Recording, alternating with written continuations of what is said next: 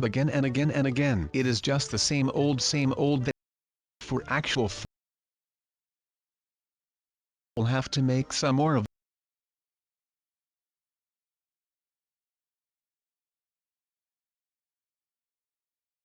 But there we have it. I am riding a CS6 SD40-2.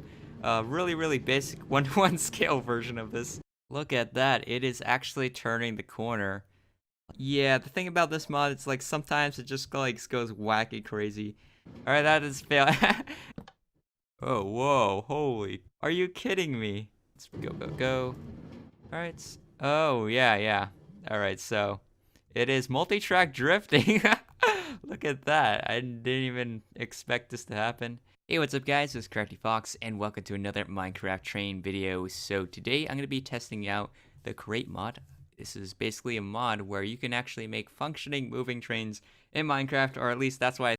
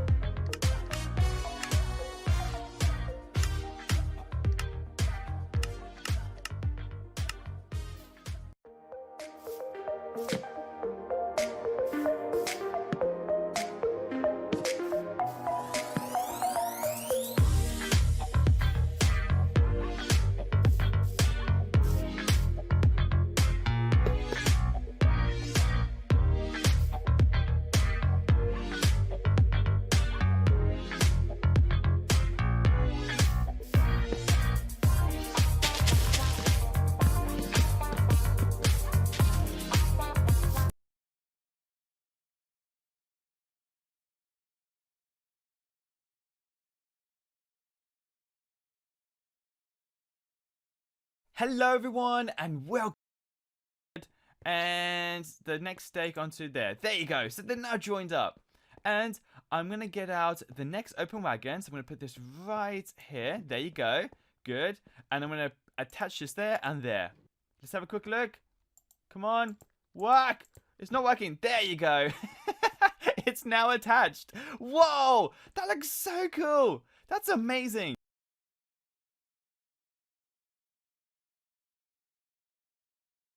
Hey, what's up guys? This is Characterfall.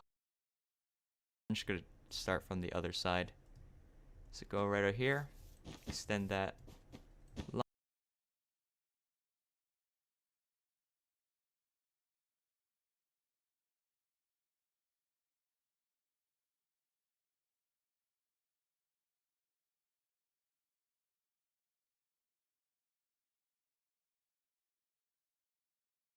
Some more of these trains just drop by. Traps will hold up against some noobs who know even less about this game than me, so they will probably not even notice that these things are pressure plates and that they could just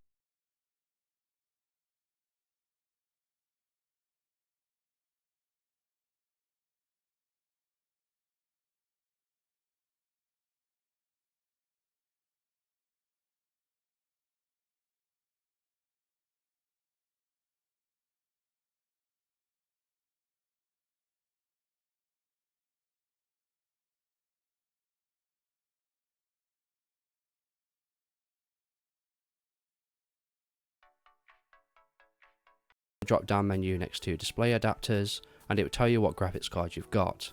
Now if it doesn't say RTX like it does here, and then unfortunately you don't have an RTX graphics card, which means Amazon Prime now is the Windows icon in the bottom left, and you want to type experience as loaded up, you want to click on drive, drivers are up to date, type in so you will once you and click allows. Once you've got the hub left, click on manage beta, craft, click on done. You then want to accept the terms and conditions.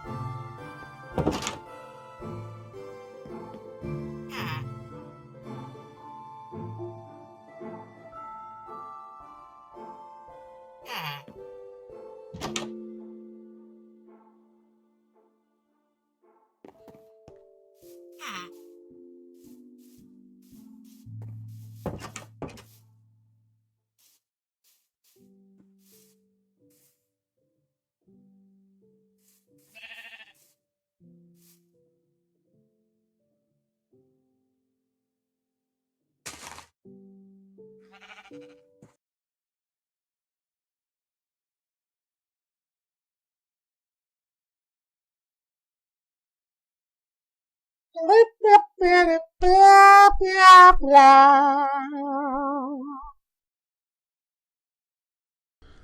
Mungo Dark Matter, and welcome to Dark Matters. Today on Dark Matters, we're going to discuss how to make rail switches in Minecraft so that you can switch tracks using Minecraft tracks in Minecraft minecarts. I've got a simple layout already set up here so I can demonstrate some things. But first, let's look over here. I'm going to lay some tracks. So we're going to lay them in this direction. Now, I can make a turn by laying the next track next to the top track there. Now, if I'm coming down the tracks in this direction, I'll just go straight down these tracks. But if I'm coming up in this direction, I'll actually turn right here. Now, redstone can affect this switch. Now, you see this, where this curve is actually a switch, but we don't have any redstone connected to it, so it's basically a static switch, although it can change when various things happen when you're running a rail. So it's good to have a switching mechanism so you can correct it if you need to. But we're going to put a lever down here. Alright, so you can see here, if I switch the switch back and forth, it will switch which way the track is going. So if I switched it like that, for instance, now when I come down this track, I would turn right and down here. And now when I go up this track, I would go straight. Now if I want to move the lever, and now when I go right, if I switched it like that,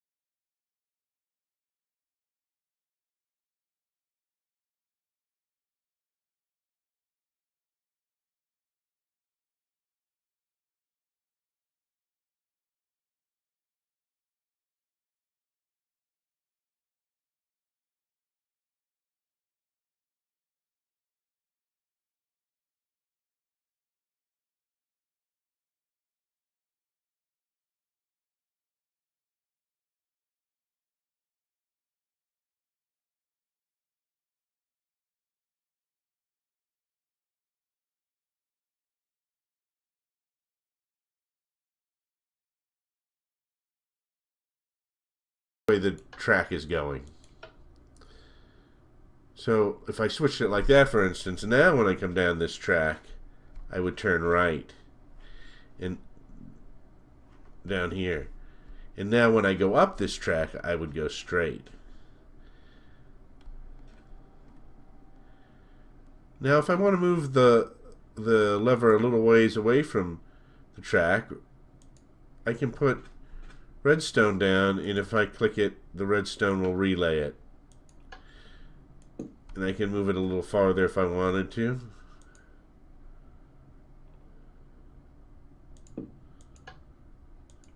And so on. I can also use a pressure pad. If I step on the pressure pad, it switches. If I step off, it switches back. pressure pads more momentary.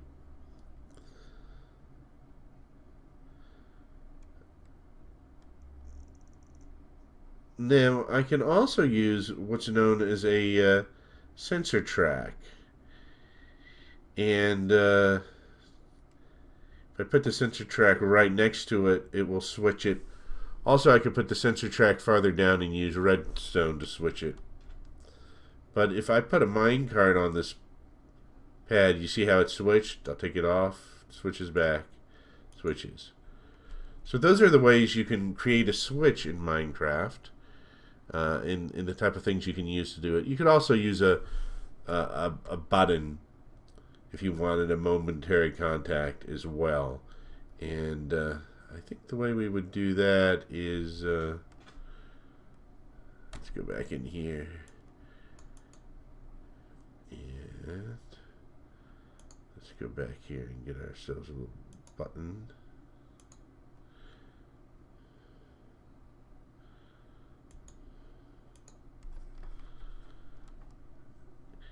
So if we put this here and we put a button right here,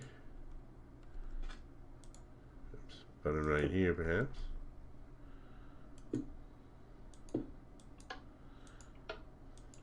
you can see that button will switch the track as well.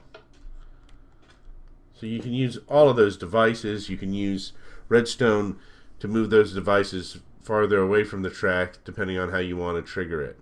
And so you can use the switch to have the minecart switch to a different track or switch direction. So now I'm going to give a little demonstration over here. You see we have this smaller oval right here, and we have this pressure switch here. Now when I release this car, it's going to go up here, hit this pressure switch, which is going to divert, instead of it going straight, it will switch this switch right here, and it will divert it over here. And you'll see that in a second. So let's turn this on. We powered up the track, and we just need to give it a little push here. And you see how that switched over. Now,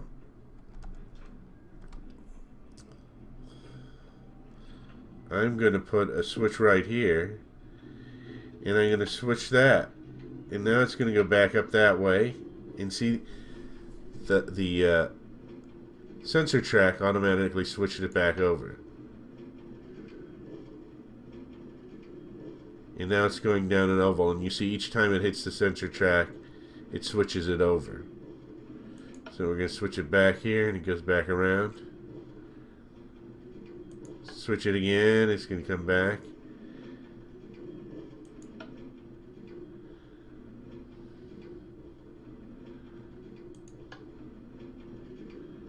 It's actually switching direction too.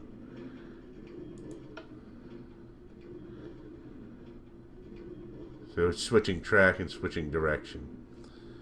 So as you can see, you could use these switches in various ways. Let me switch this off. So that you can switch tracks and do various things.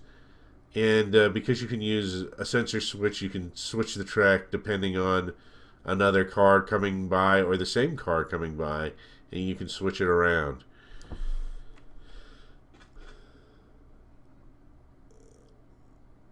Sometimes when you don't even have a switch on the switcher, you don't have a sensor or a lever or anything to switch the switch, sometimes it will reconfigure itself. Let's see what happens when we just put this down here. Alright, I'm going to turn this back on again and see if this will do this.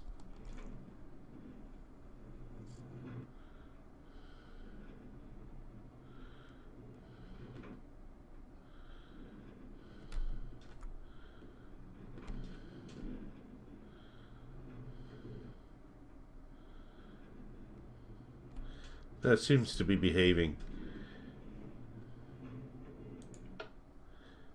Anyway, as you're building tracks through experience, look at how they're reacting. Sometimes some of these corners will turn themselves after you put them together for one reason or another. So that's something to be mindful of. But just be aware that you can always put a lever and switch it to the way you want, or you can put a sensor track,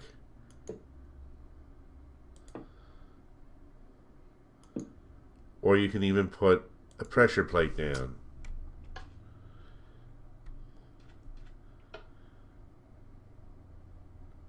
So that's how you use way you it's sensor or a lever switch track depending. And because you can use a sensor switch, you can switch the track depending on another car coming by or the same car coming by, and you can switch it around.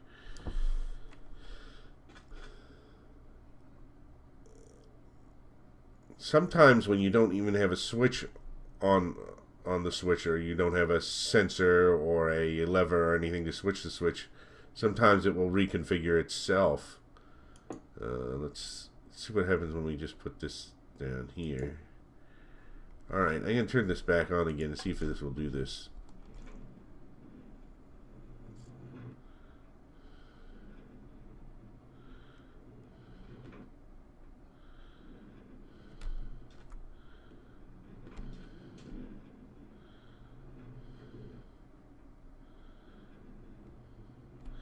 That seems to be behaving.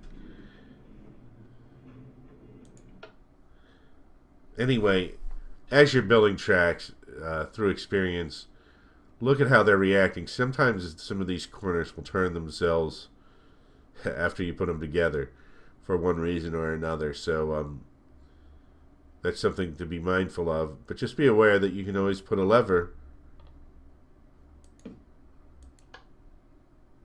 and switch it to the way you want, or you can put a sensor track,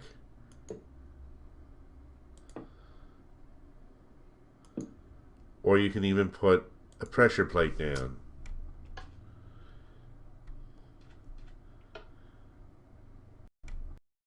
So that you can switch tracks and do various things. And because you can use a sensor switch, you can switch the track depending on another car coming by or the same car coming by, and you can switch it around.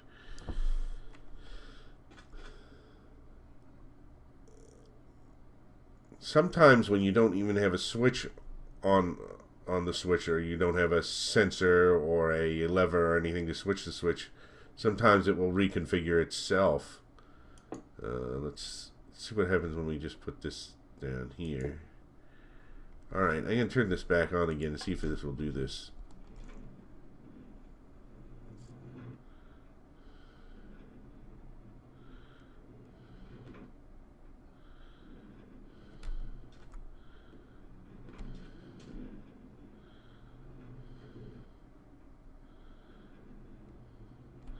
That seems to be behaving.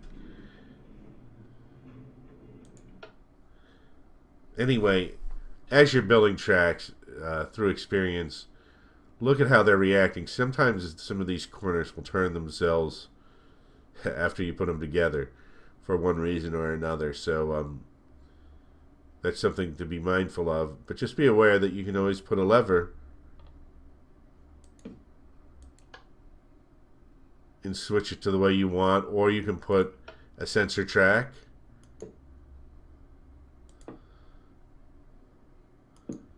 or you can even put a pressure plate down.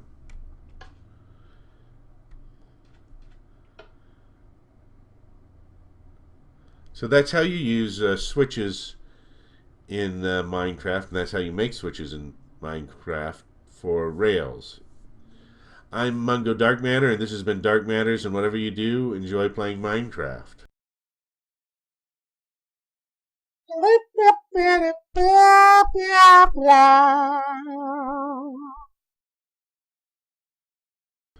I'm Mungo Dark Matter, and welcome to Dark Matters. Today on Dark Matters, we're going to discuss how to make rail switches in Minecraft so that you can switch tracks using Minecraft tracks in Minecraft minecarts. I've got a simple layout already set up here so I can demonstrate some things. But first, let's look over here. I'm going to lay some tracks. So we're going to lay them in this direction. Now, I can make a turn by laying the next track next to the top track there. And we can turn, as you can see. I can also continue in this direction. Now, if I'm coming down the tracks in this direction, I'll just go straight down these tracks. But if I'm coming up in this direction, I'll actually turn right here. Now, redstone can affect this switch. Now, you see this, where this curve is actually a switch, but we don't have any redstone connected to it, so it's basically a static switch, although it can change when various things happen when you're running a rail. So it's good to have a switching mechanism so you can correct it if you need to. But we're going to put a lever down here. Alright, so you can see here, if I switch the switch back and forth, it will switch which way the track is going. So if I switched it like that, for instance, now when I come down this track, I would turn right and down here. And now when I go up this track, I would go straight. Now if I want to move the lever a little ways away from the track, I can put redstone down, and if I click it, the redstone will relay it. And I can move it a little farther if I wanted to.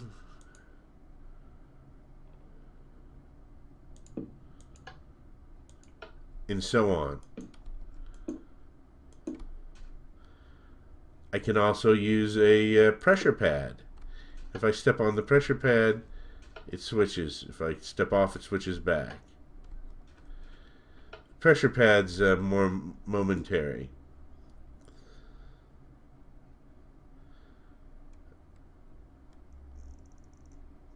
Now, I can also use what's known as a sensor track. And if I put the sensor track right next to it, it will switch it. Also, I could put the sensor track farther down and use redstone to switch it. But if I put a minecart on this pad, you see how it switched? I'll take it off, switches back, switches. So those are the ways you can create a switch in Minecraft, in the type of things you can use to do it. You could also use a button if you wanted a momentary contact as well. And I think the way we would do that is, let's go back in here. And let's go back here and get ourselves a little button.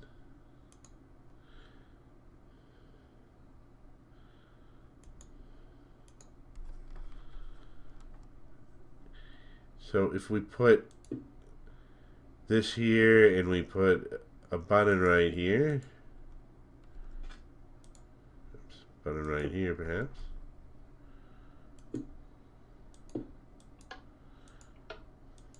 you can see that button will switch the track as well. So you can use all of those devices. You can use redstone to move those devices farther away from the track depending on how you want to trigger it.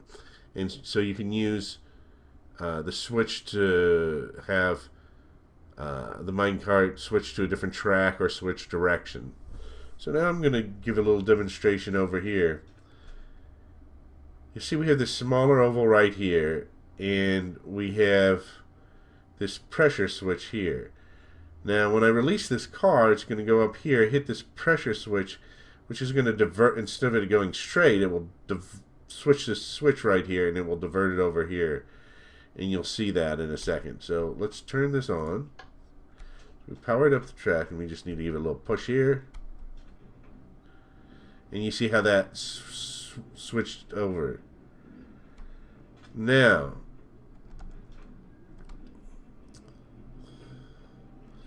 I'm going to put a switch right here, and I'm going to switch that. And now it's going to go back up that way. And see the sensor track automatically switched it back over. And now it's going down an oval, and you see each time it hits the sensor track, it switches it over. So we're going to switch it back here, and it goes back around. Switch it again, it's going to come back.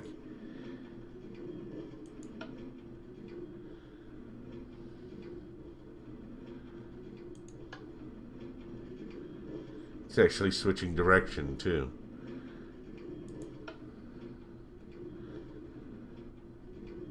So it's switching track and switching direction. So as you can see,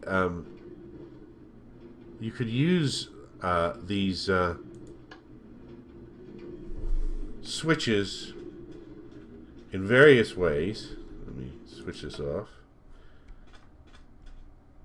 So that you can switch tracks and do various things. And because you can use a sensor switch, you can switch the track depending on another car coming by or the same car coming by, and you can switch it around.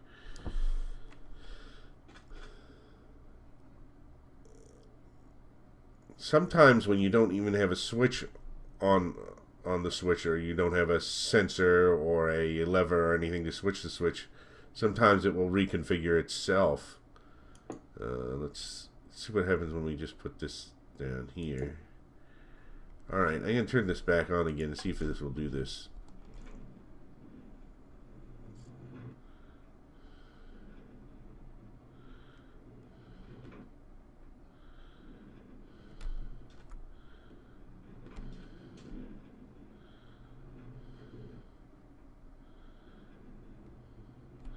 That seems to be behaving.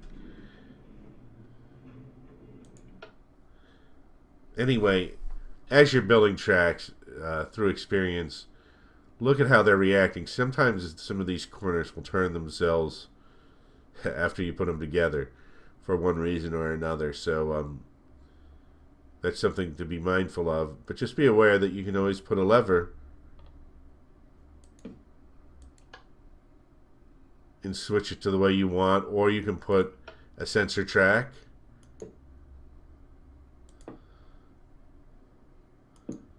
or you can even put a pressure plate down.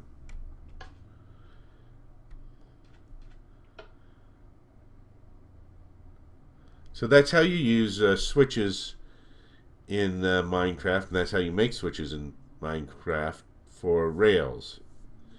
I'm Mungo Dark Matter, and this has been Dark Matters, and whatever you do, enjoy playing Minecraft.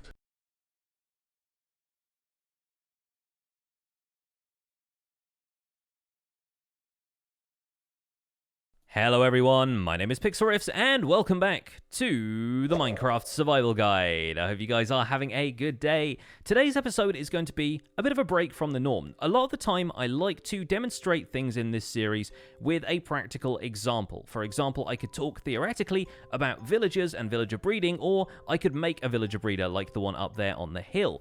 Today, I don't really have a practical example for how to put some of this stuff into practice, but I thought we would spend a bit of time going over some theoretical stuff about minecarts and minecart rails, because I get a lot of people asking me about how to use certain types of rails like detector rails and activator rails, explaining how certain things work with minecarts and minecart rails in general. And I also get this a lot about redstone components like redstone comparators, so I thought it might be kind of useful for people to go over these in theory, even if I don't have a practical use for them right this second.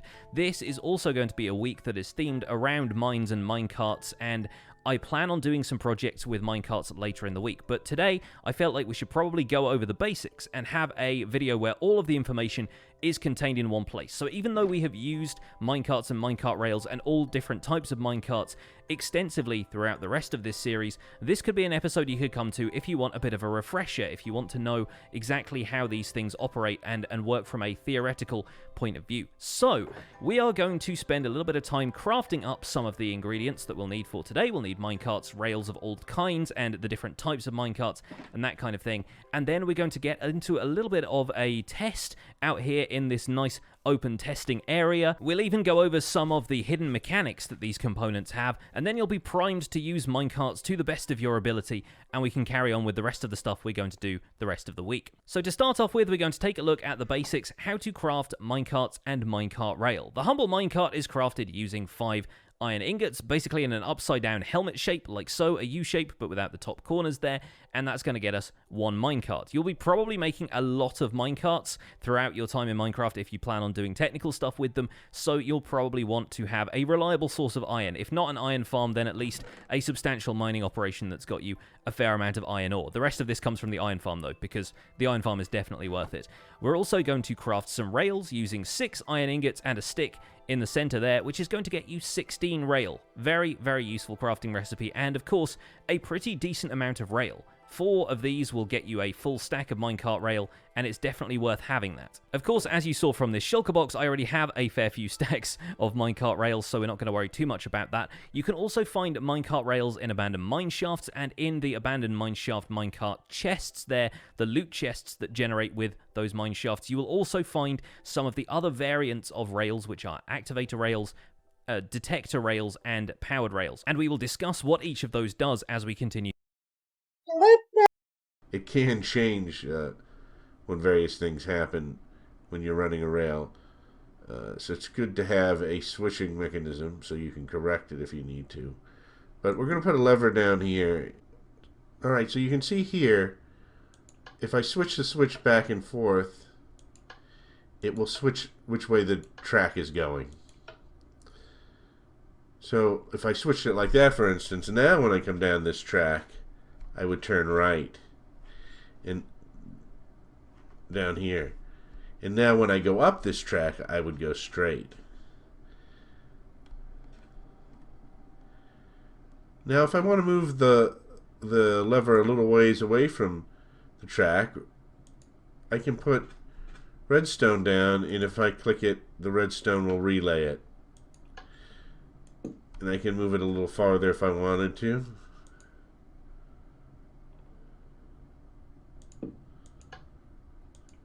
And so on. I can also use a pressure pad. If I step on the pressure pad, it switches. If I step off, it switches back. Pressure pad's more momentary.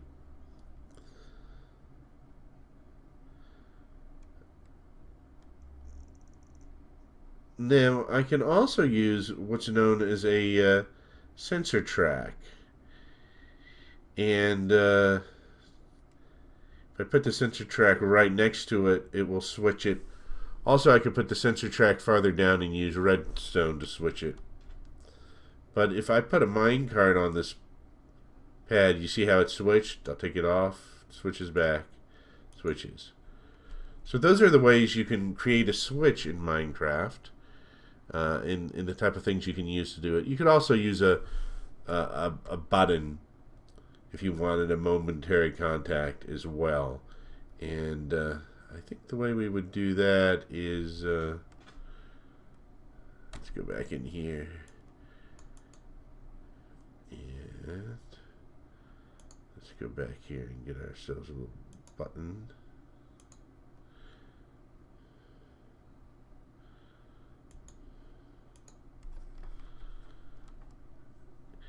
So if we put this here and we put a button right here, oops, button right here perhaps,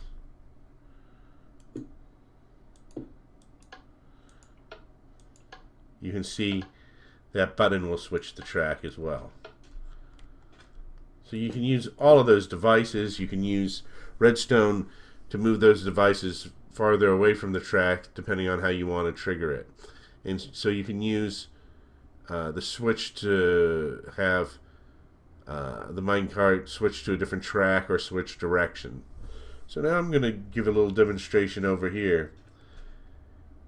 You see we have this smaller oval right here, and we have this pressure switch here. Now when I release this car, it's going to go up here, hit this pressure switch, which is going to divert, instead of it going straight, it will switch this switch right here, and it will divert it over here. And you'll see that in a second. So let's turn this on. Now, sensor track automatically switched it back over. And now it's going down an oval, and you see each time it hits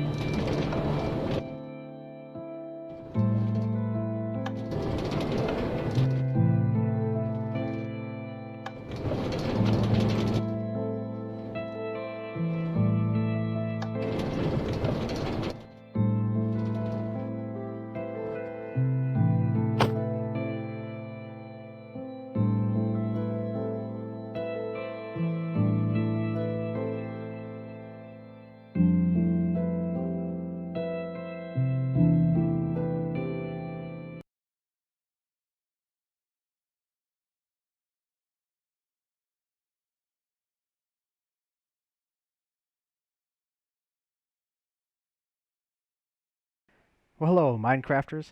Today I have an improved and revised version of the user-controlled three-way minecart intersection.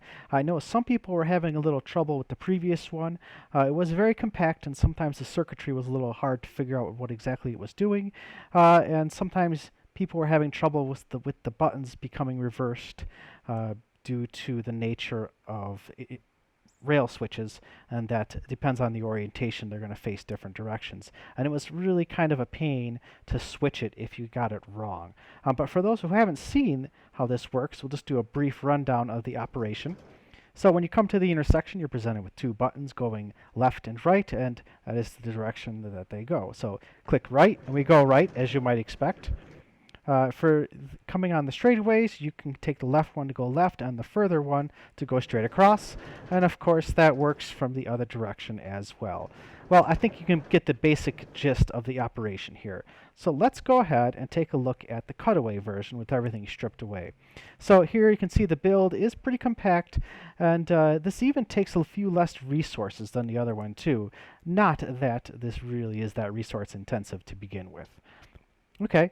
I'm going to go ahead and show you the tutorial. Alright, so now we've got the T where intersection is going to be, and what we're going to do is we're going to drag these out so that there's 3 blocks and then one going up on an angle, just like this. And for this one, we're actually going to do a half slab on the middle block, and I'll show why that'll be important later. But the reason we drop this down a level is so that when the carts come to the intersection on this powered rail here, they're going to stop on an angle, and that's going to automatically make them go the correct direction when you push the button. Now, if your minecarts are coming in too fast to stop here, just do a little bit more stopping distance with another powered rail there, or if you're going to have varying speed minecarts coming into the station, what you can do is actually drop this down 2 levels so that slower carts will stop up here and faster carts will stop down there. But this is all just going to depend on the nature of your rail system. Alright, now I'll put the switch in the middle there.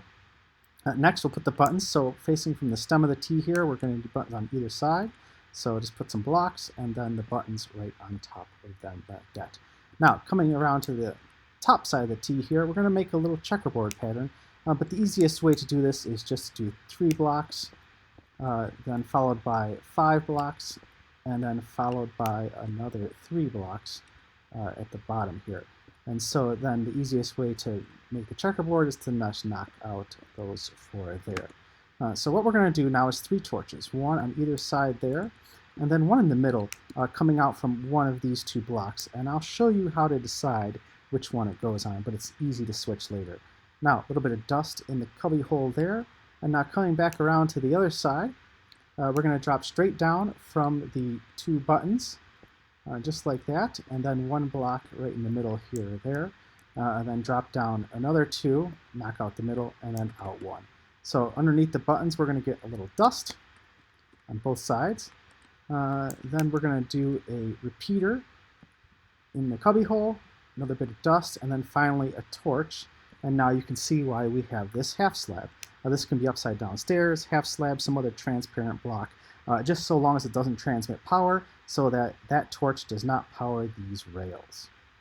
Now, if you really want a normal block here for some reason and don't want to use a half slab, here's an alternate way to do this. It just takes a little bit more space here.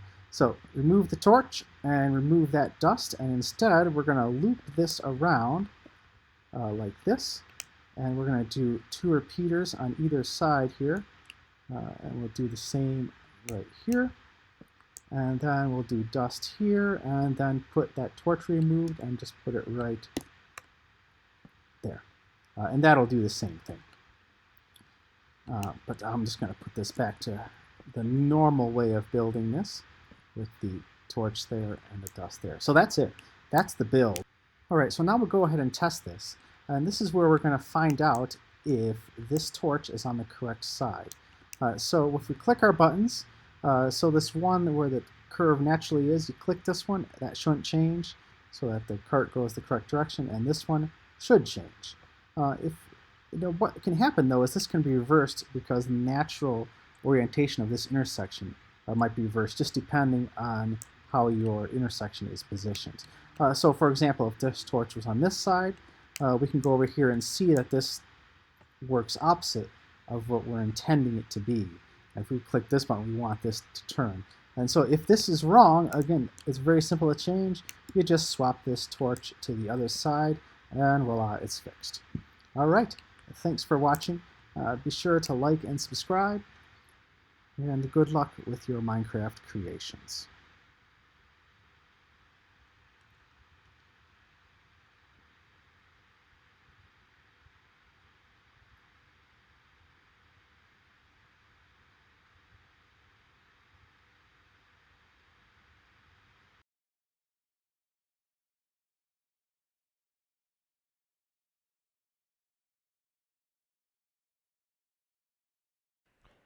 Well, hello, Minecrafters. Today I have an 8-way double rail intersection for minecarts.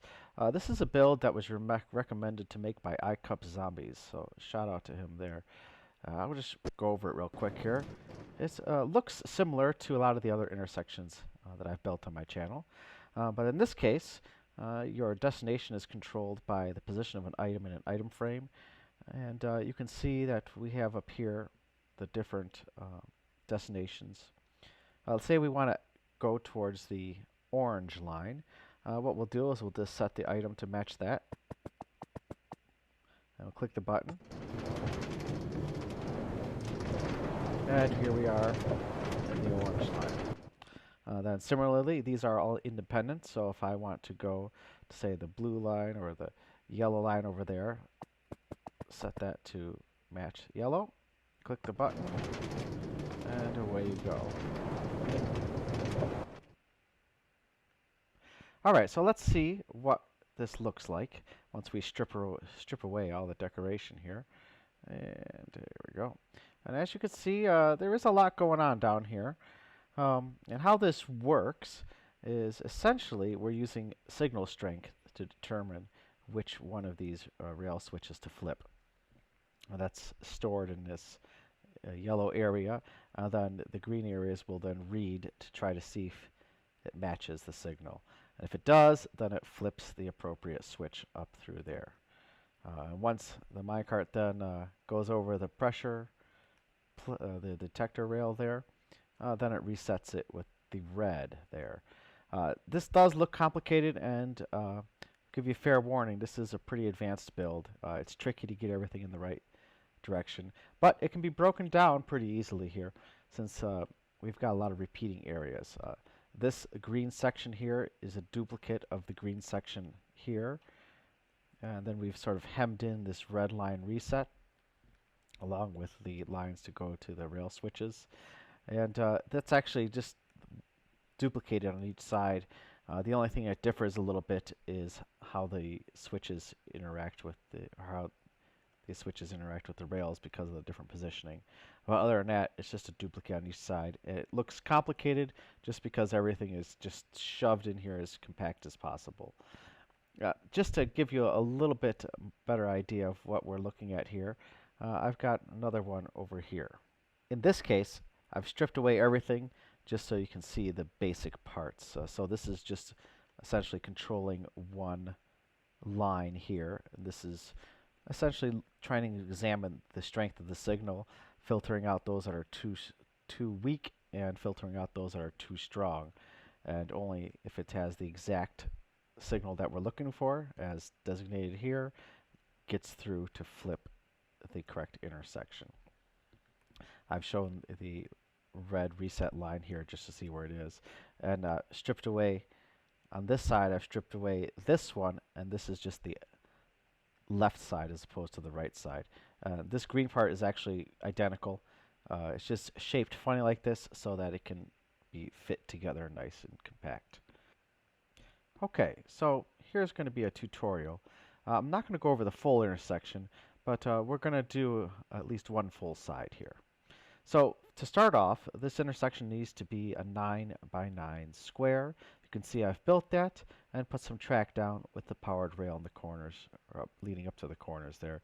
That's all you'll probably really need. You can add more, and that's is something you might need to do if you're going to have a lot of stuff next to the rails, since it'll slow the carts down. But just these should be enough. And so what I'm going to do is first we're going to set up the rails and the intersections and where all the lines come in, and then we'll go through all the redstone. Doing it this way is a little bit easier to get this down first, because there are a couple tricky points. So the first thing we're going to do is put our lines. We're going to do 2 per side of this square here, and this has 2 lines for each one. You've got the line going in, then you've got the line coming out. That would be 1 line. So what we're going to do is put some unpowered rail here, and then on this 3rd block we're going to need a detector rail for the outbound and a powered rail on the inbound. And what we're going to end up doing is repeating this on all 4 sides. Okay, so you should have all 4 sides, and they'll look like this. And you'll notice that these intersections haven't formed a switch yet. And what we're going to do is, because of the orientation of the switch itself, we're going to change how we're going to need to set it up. And so laying out the track first like this is going to make it a little easier in the long run. I'll show you how we're going to do this. So for the outbound portion of the lines, this is the switch we need to change. And for the inbound portion of each line, this is going to be set a certain way and then never changed once we get it there.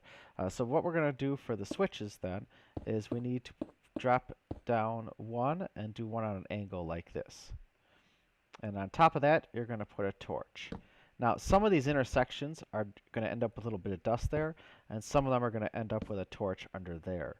So setting it up like this at first just makes it easier to pick which way we need to do later. So this is going to go on the outbound of each one, just like that. And I'm going to do this for all 8 lines. All right, now once you have all 8 placed, put torches on all of them. And now we get to go up. Now we'll get to go up top and see which ones are wrong. And to make it easier to see these other intersections, we're going to take away the track and place it back, and that's going to form an intersection there. And then we're going to check them. So this, you have to do this for each one of the inbound lines. And so what we want this configuration to look like is that once a cart is on the inside, it will just stay on the inside. So anything that leads it out at this moment are things we're going to have to adjust. So we can start anywhere. Okay, so if the cart's here, it's going to stay on. Uh-oh, so this is leading out. We need to change that. And for the inbound lines here, I'm going to use a powered lever. This can be a full redstone block, or you can place another block with a torch. But just for simplicity, I'm just going to use a lever for now. And so now the cart goes this way. It'll stay on the loop. Stay on the loop. Oh, that one needs to change. Place a lever there. Power it. Okay, and so here this one looks like it's exiting. This is the outbound. This is where our switches are going to be. So for if this is incorrect, we need to invert this signal. Place a torch. Okay, now we're correct. Okay. Oh, we didn't fix that. Okay, that one needs to change. There we go. That one's good. This one needs to change. There we go. This one needs to change. Here's another switch. We'll put a torch under there to invert it.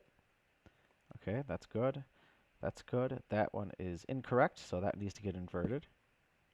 There we go. Correct, correct, correct, incorrect. Put a torch. That's good. Good. Okay, so now if we follow this around, a cart once in this loop will stay in the loop indefinitely. And so now for the switches here that we did not place a torch at, we're going to put a little redstone in back, and that'll just help us remind us which one is which. Redstone in back, redstone in back. There we go. And you end up with 4 of each configuration. They're just in different spots. Okay, so that looks good there. So Now we've essentially set up our tracks and the switches into the working configuration. So the first thing I'm going to do is we're going to make what's effectively a memory cell here. We're just going to do a little 3x3 in the very center of the loop, and it's going to be dropped down a couple blocks here. And I've also got a red block in the center here. That's going to be the reset, but just for positioning. You can see how that is. See, it's right in the center. And what we're going to put on these are comparators. Note that these are not repeaters. Comparators differ slightly in that they maintain the signal strength of the redstone instead of boosting it back up to full strength. That's going to be very important. So once a particular strength signal comes into the middle, it's going to be repeated around, and that signal strength is going to be kept. The red is going to end up resetting it because when this activates, it's going to lock out these repeaters, which will effectively reset the center memory. So now we're going to focus on one side here at the moment. And I've actually picked the side that has two different configurations here. We've got one switch with the redstone dust. We've got one switch using the torch, just so we could see how the different ones interact. So I'm going to focus on the right side here. And this is just this one line at the moment. So in order for this line to work, we're going to need the control here. Just do a little bit like that. And this is going to use a comparator that reads an item frame. And then that's going to generate a particular signal strength, which will then be propagated into this inner loop to make that memory cell. And here's how we're going to do that. Okay, so we got that. And then this is, we're going to drop this, make a little nook there with a bit of redstone. And this is going to drop the power right there. And then we're going to use a comparator to bring that in to the center. So this is going to propagate the same signal strength like that. And you can see it's going through already. And we're going to put a line in the middle there. But before we do that, we're going to get this button off to the side like there. And this is going to use a torch to drop power straight down. That will lock out the repeater, or excuse me, lock out that comparator until we push the button. So we're going to do that just like this with the repeater and the power going there. So that repeater is going to go into the side of the comparator and keep it off until we push the button to activate it. Okay, so what's going to happen is then this is going to come straight through here into this area here. Now we got to use comparators here, and we do them every other so that they maintain the signal strength without altering it. This is why we can't use repeaters, because repeaters bring the signal strength back up to full. And now we're making a little turn here, and you're going to notice that this is actually going to dovetail nicely with a different side where we're also going to send a signal from this direction too. They just combine to the same line. So that's going to put a particular signal strength into the middle. And then once it's in here, these repeaters will just keep it going round and round until we no longer need it, which is what the reset is for. Now once a signal is in here, we've got to have each individual line is going to be reading this signal, looking for the correct strength to flip a switch. And so what we're going to do is each side is going to pull out that signal, and once again using comparators, and we're going to drop it down and split it into two so both lines can read that. And to do that, we're going to drop it down with a block up there, go down one here, and a little bit of dust. And now this is going to be dropped down on either side here. And we're going to use comparators once again, one going out that way and one going out this way. So we're going to split this into two different, one for each line on this side, and put a block again there and drop it down again. come back out over here, and this is going to have a bit of dust there, and we're going to need another comparator there. We're doing the same thing on the other side. This is just showing where the one's going to be, and we're just duplicating this on the other side like this. And we're going to need a bit right there, so that powers this block to power that dust. And that one comes out there. So now now that we're able to pull that signal from that inner yellow memory cell, we've got to figure out if this signal is the correct strength. The first way we're going to do that is the signal has to be strong enough to get through this. And to do that, we're going to come off to the side here. We're going to drop this one down. We're going to drop it one down again, and then back up, just like this. It's shaped funny like this because this way the one that gets created on this side can fit underneath. And you'll see why, but essentially all we're doing is we're going to get a bit of redstone that's too long there. Do another comparator and yet another item frame. And so what's happening is this item frame, we're going to put a signal to compare against here. So what we'll need to do is, first of all, we got to put this in subtract mode. Make sure that red light is on. It's very important, or it will not work. And so now this position is going to be the position of this line, of this destination line here.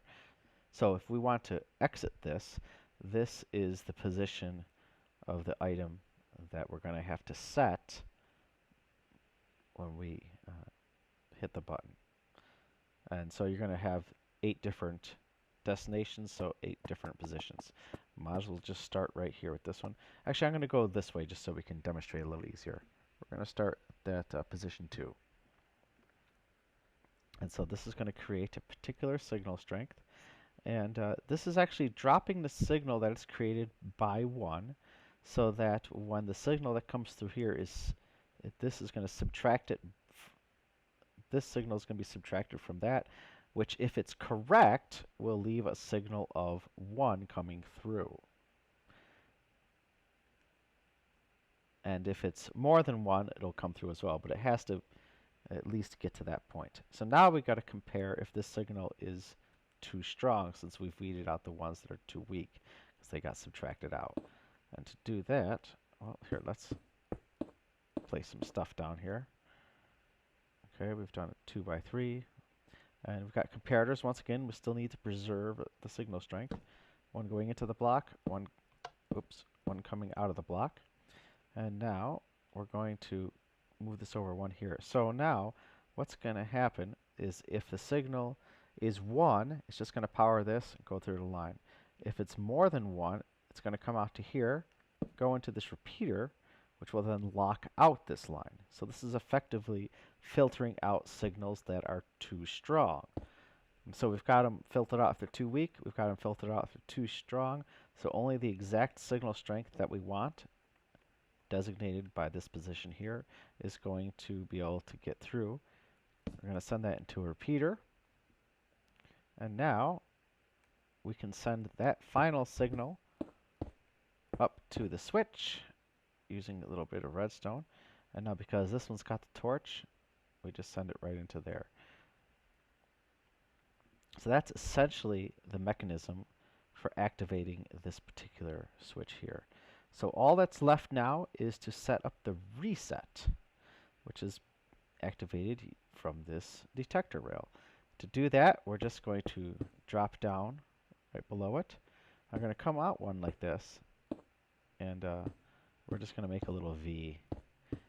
This will be important to fit everything in, and we might as well do it from this side as well too. It's the same thing. We drop it down 1, come over 1, and right into this V here.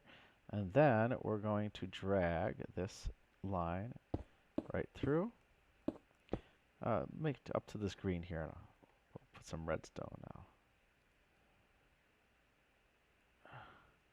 And next to this green block, we're going to need a repeater. This is going to insulate it from this comparator here. We don't want that interfering with the line. From here, we're actually going to send this right into a block to drop it down one. And we're going to need to set up this reset here in the center. We're going to do that with a couple torches. Drop down one again, and just 2 torches like that. So now this line gets drop it down, and finally over. And we're just going to do the redstone right through here. So this goes into this line. So when the reset is triggered, this will activate, turning off the torch, turning on that one, which will then lock out all the repeaters, which will effectively turn off whatever signal strength was stored in this memory here. And that is the full working of one particular line. Okay, so let's test this. So the first test we're going to do, the signal is at 1 here, and this one requires 2. So the signal isn't going to be strong enough, but let's test it to make sure. See, nothing switched. The signal didn't get through. Okay, that's how it's supposed to work. And we can see we still currently have the stored signal of 1 on the inside. So we're going to reset that by putting a cart there, and you can see that's reset. So let's try signal of 3. So that's too strong, so we should see that get locked out. Let's push the button. There's our strength of 3. You can see this repeater locked it out, and our intersection did not get flipped. Okay, let's reset that. And now we'll try the signal strength. That should be just right, since it matches. And we're going to see that. And so you see that flipped. And that'll stay flipped, waiting for the cart to travel around the intersection. And then it will reset. So that's working perfectly. Okay, so now we're going to get our signal selector here. Just like we did on this side, it's just a little harder to get in here. That's part of the challenge of this build, is making everything fit where it's supposed to. So we're going to need a block underneath, like that. So we'll knock that out, we'll put one on. We're going to need a bit of redstone in there, don't forget that. And then a block on top of it. We've got our comparator. Put the item frame here so that we can select it now. We're going to put our button over here. And a torch dropping. That's going to drop that power down once again. Drop it down too. And now you can start to see how everything is kind of jigsawed into here, so that you get no interference.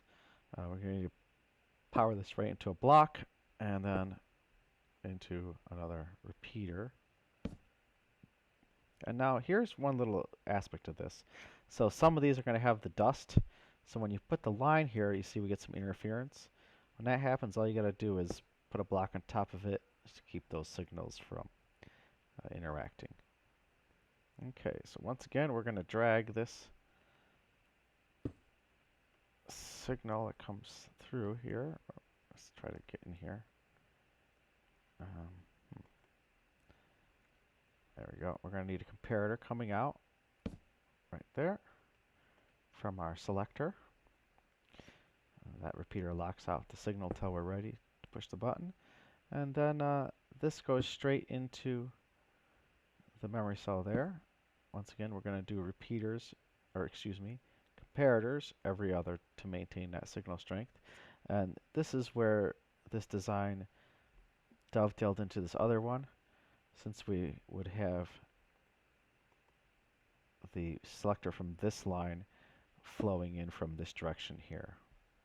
That's where that would have been, just like how that one is over here. Just a different perspective there. Okay, so we're going to duplicate this evaluator just like we did on the other side. First, we're going to find the signal to compare it to. Drop it down, drop it down, back up. Place our comparator to redstone dust. Don't forget to flip that into subtract, and we can place our item frame. And this time we're going to use a different signal to compare to. So we're just going to do a signal of 1. So we'll go 1, 2, we can just logically follow that around. Okay, this comes out exactly the same way. We're going to do a little area like this. Do comparator going into the block, 1 coming out. Do a repeater there, and do just like that. Finally, we'll do the final repeater there. And this goes straight into the line for the switch. And we'll just redstone it up to the existing redstone. Alright, so that's everything for that. We can test it. So we'll do the signal of 1, so that should activate on a signal of 1. That one should not. Go ahead and push the button. And there we saw it flip. This one did not. So then once the cart goes through, it resets. And there we go. So if we want to activate the other one, doesn't matter where it comes from, whether it's that one or this one. So this will activate this switch and not the other one. And then it resets when this goes through. And now just a quick note, because of the time it takes to evaluate, a cart coming from this direction isn't going to have time to get here. It'll just end up going all the way around and then exiting. So don't be alarmed by that. Okay, so now that we got this side working, these other sides are built exactly the same. It's just repeated 3 more times. And that's partly where this complication, of how it looks so complicated, because then everything gets stuffed in. You're going to have a green line coming out, same spot on each side. You're going to have the purple selector going in on the same, on each portion like that. And you can see it's already starting to look complicated. But once you break it down, it's not so bad. I'm just going to go over the rest of the construction for the rails here. So we've already got 3 blocks. We're going to go out to 5 and then up 1. And we'll do that for both in and out. And these are going to be powered rails as well as these. And this time we're just going to put a little torch under there. We want that permanently powered. These we leave off. This gives the carts some braking time as they come into the station. We want it so they stop on the angle. So if they're going at a good clip, this should be enough. If they're going slow, you can do that. But it's pretty easy to keep carts up to speed. So what happens is the carts stop in the angle, so when the player's in there, he's got nice access to the button and to the selector there. And of course that looks the same on these sides too. It's a line of 5 blocks, and then they go up.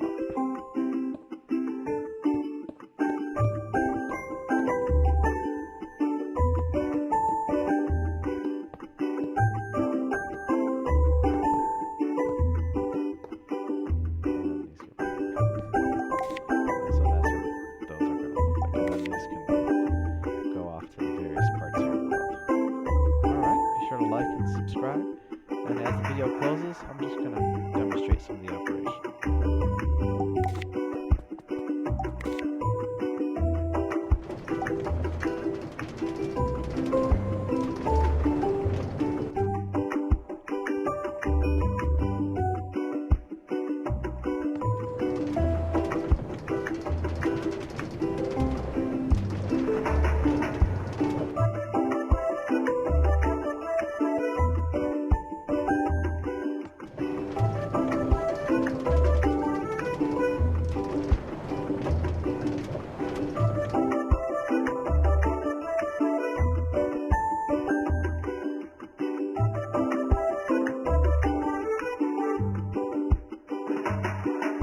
Well, hello, Minecrafters. Today I'm going to show you a revised 4-way double rail intersection.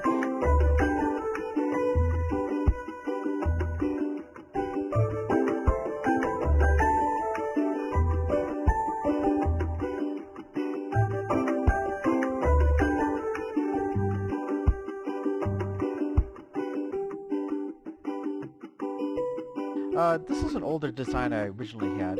Then Iskall decided he was going to try to include something like this on the Hermitcraft server, and I took a look at my video and decided, you know what, you can do better.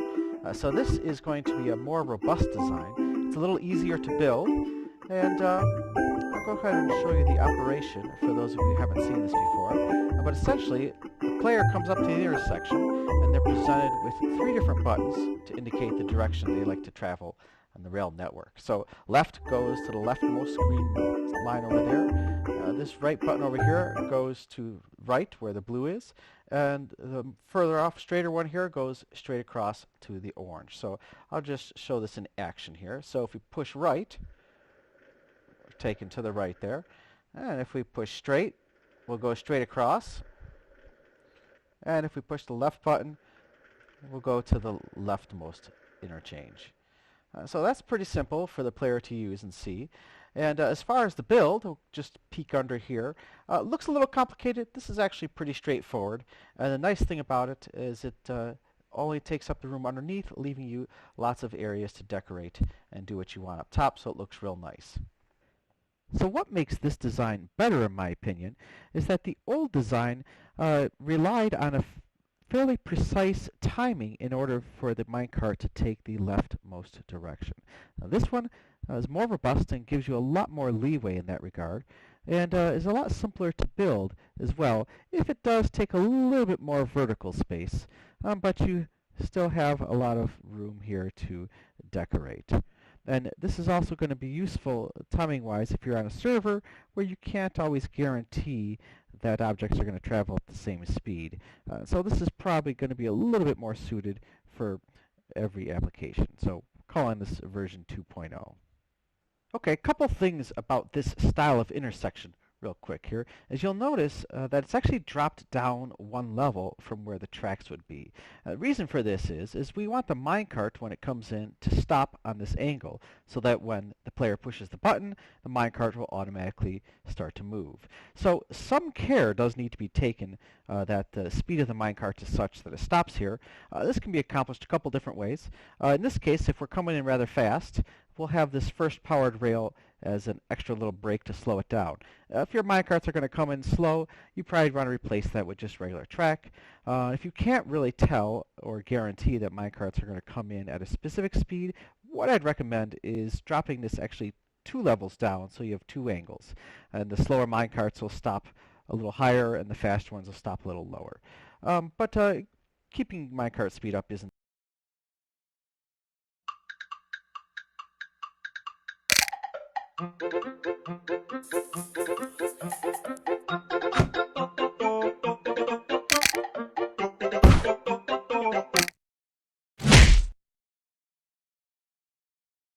Powroty.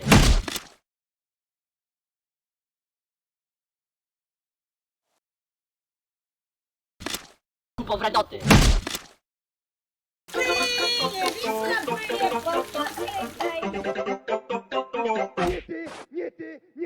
Nie ty! Ja jestem największą gwiazdą w tej federacji!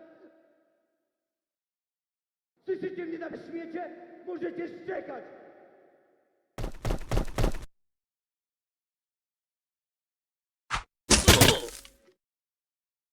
Zapamiętajcie moje imię!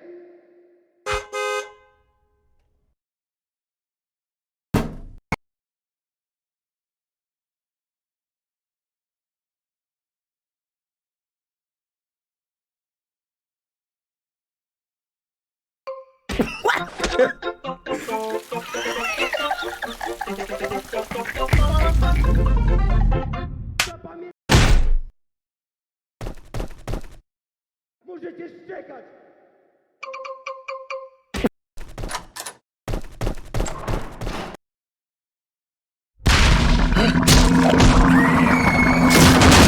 Jestem największą gwiazdą w tej federacji!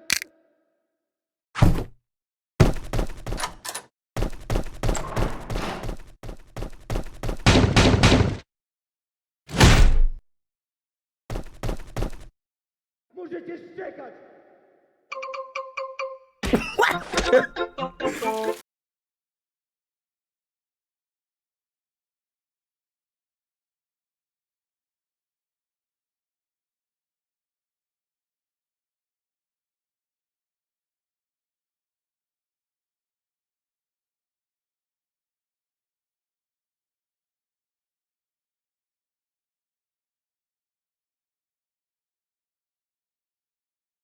What was that? The man and woman's hike through a gently rolling portion of the Rocky Mountains has just taken a turn for the dangerous. There's something there in the bush, the man tells her before stepping in front of her in a defensive pose. They watch the bush intently. There's a slight rustling of the leaves as if something is inside. The man picks up a stick from the ground and holds it in front of him, ready to strike whatever fearsome beast is lurking in the underbrush. The rustling stops, but the man doesn't move from his protective stance. Do you think it's gone? The woman asks. The man isn't sure. He leans in towards the bush, searching for signs of what might be hiding inside when... Ah! The man screams and falls backward. She kneels down to resent turning around a hand to help her friend lying tangled in the branches. She watches it hop back off the trail before turning around to see her the phone. The man looks terrible. His skin is pale and his face looks hollow and gaunt. He looks down at his arm and sees that the veins themselves appear to be moving, pulsing, and vibrating. He screams again in agony and falls to the floor, clutching his arm. After writhing on the floor, he manages to summon the strength to reach for the phone. He grabs one week's porch to respond. He tries the and is a massive spruce tree, its upper branches pressing against the ceiling. She uses something to see 6 blood spruce, which is perhaps better known. P867 is, or at least appears to be, quite similar to the species of tree Picea pungens, better known as the blue spruce. Of course, there are a number of dramatic differences between 867 and its non-anomalous counterpart. Visually, and most obvious, is the coloration. While blue spruces, as the name implies, are typically a blue-green color, SCP-867 is a deep, vibrant red. There's another major visual difference too, with the blood spruce lacking any sort of seed cones that you would normally expect to find. With no pine cones to protect and spread seeds, you'd be right to ask how SCP-867 goes about reproducing. The answer to that question is auto-injectors, like those used to quickly treat allergic reactions. The seed itself, seeds first sprout, to the host dying. But that single day will feel like an eternity to the afflicted individual as they feel the plant rapidly growing inside of their body. But even though the host has expired, this parasitoid tree is far from finished with them. Fully assessed, several specimens were flagged for containment and research purposes, while all of the other identified instances still in the wild were destroyed. The remaining instances of SCP-867 were classified as Euclid and are now securely kept at a Foundation biocontainment site. Direct human contact with the plants is normally not allowed, and remote rovers are used for the majority of tests and upkeep. If for any reason it is necessary for a human to enter 867's containment cell, they are to wear full hazmat suits with a Kevlar underlayer, and upon exiting the cell, must undergo a full herbicidal treatment and inspection. Should any possible puncture marks be discovered, they will be forced to quarantine for no less than 15 days. Ah, nature. It's so beautiful, peaceful, and calming, yet seems determined to try and kill us in any number of ways. If you're out hiking or camping in the woods, try to remember this extremely famous adage which I may or may not have just made up. It goes, leaves of 3, let them be. Needles of red, well, you're probably already dead. Now go and watch another entry from the files of Dr. Bob, like SCP-021, the skinworm, for another deadly anomaly with parasitic tendencies. And make sure you and your friends exit a club and step onto the darkened city street. Everyone is in a happy and joyful mood. It's been a great night, one that you'll be reminiscing about with your friends for years. As you walk and laugh together, you don't notice the large man standing in front of you and almost run straight into him. You offer a quick apology and move to go around the man, but he steps in front of you, blocking the man. Bulging, mussing pig man begins screaming apologize in the chat situation. Though it punches, even for up the fight, he shoved you, bruised, upon you, and just cuts on your, holds you by the teeth to a fist. The tattooing serpent happening, though, and then a swim, searing pain as it moves, like you're being poked with needles over and over. You scream from the pain, blood from your broken nose pouring out of your mouth. The man drops you to the ground and steps back. He no longer looks to be in a rage, and instead looks confused. He looks down at his skin to find that the tattoo is completely gone. A look of unbridled joy comes over his face, and he turns and runs away into the night, laughing with glee as he does so. You are left whimpering in pain, curled up in a ball in the pile of trash where he left you, the dragon tattoo now covering your entire body. As you have probably already guessed, This is no normal tattoo.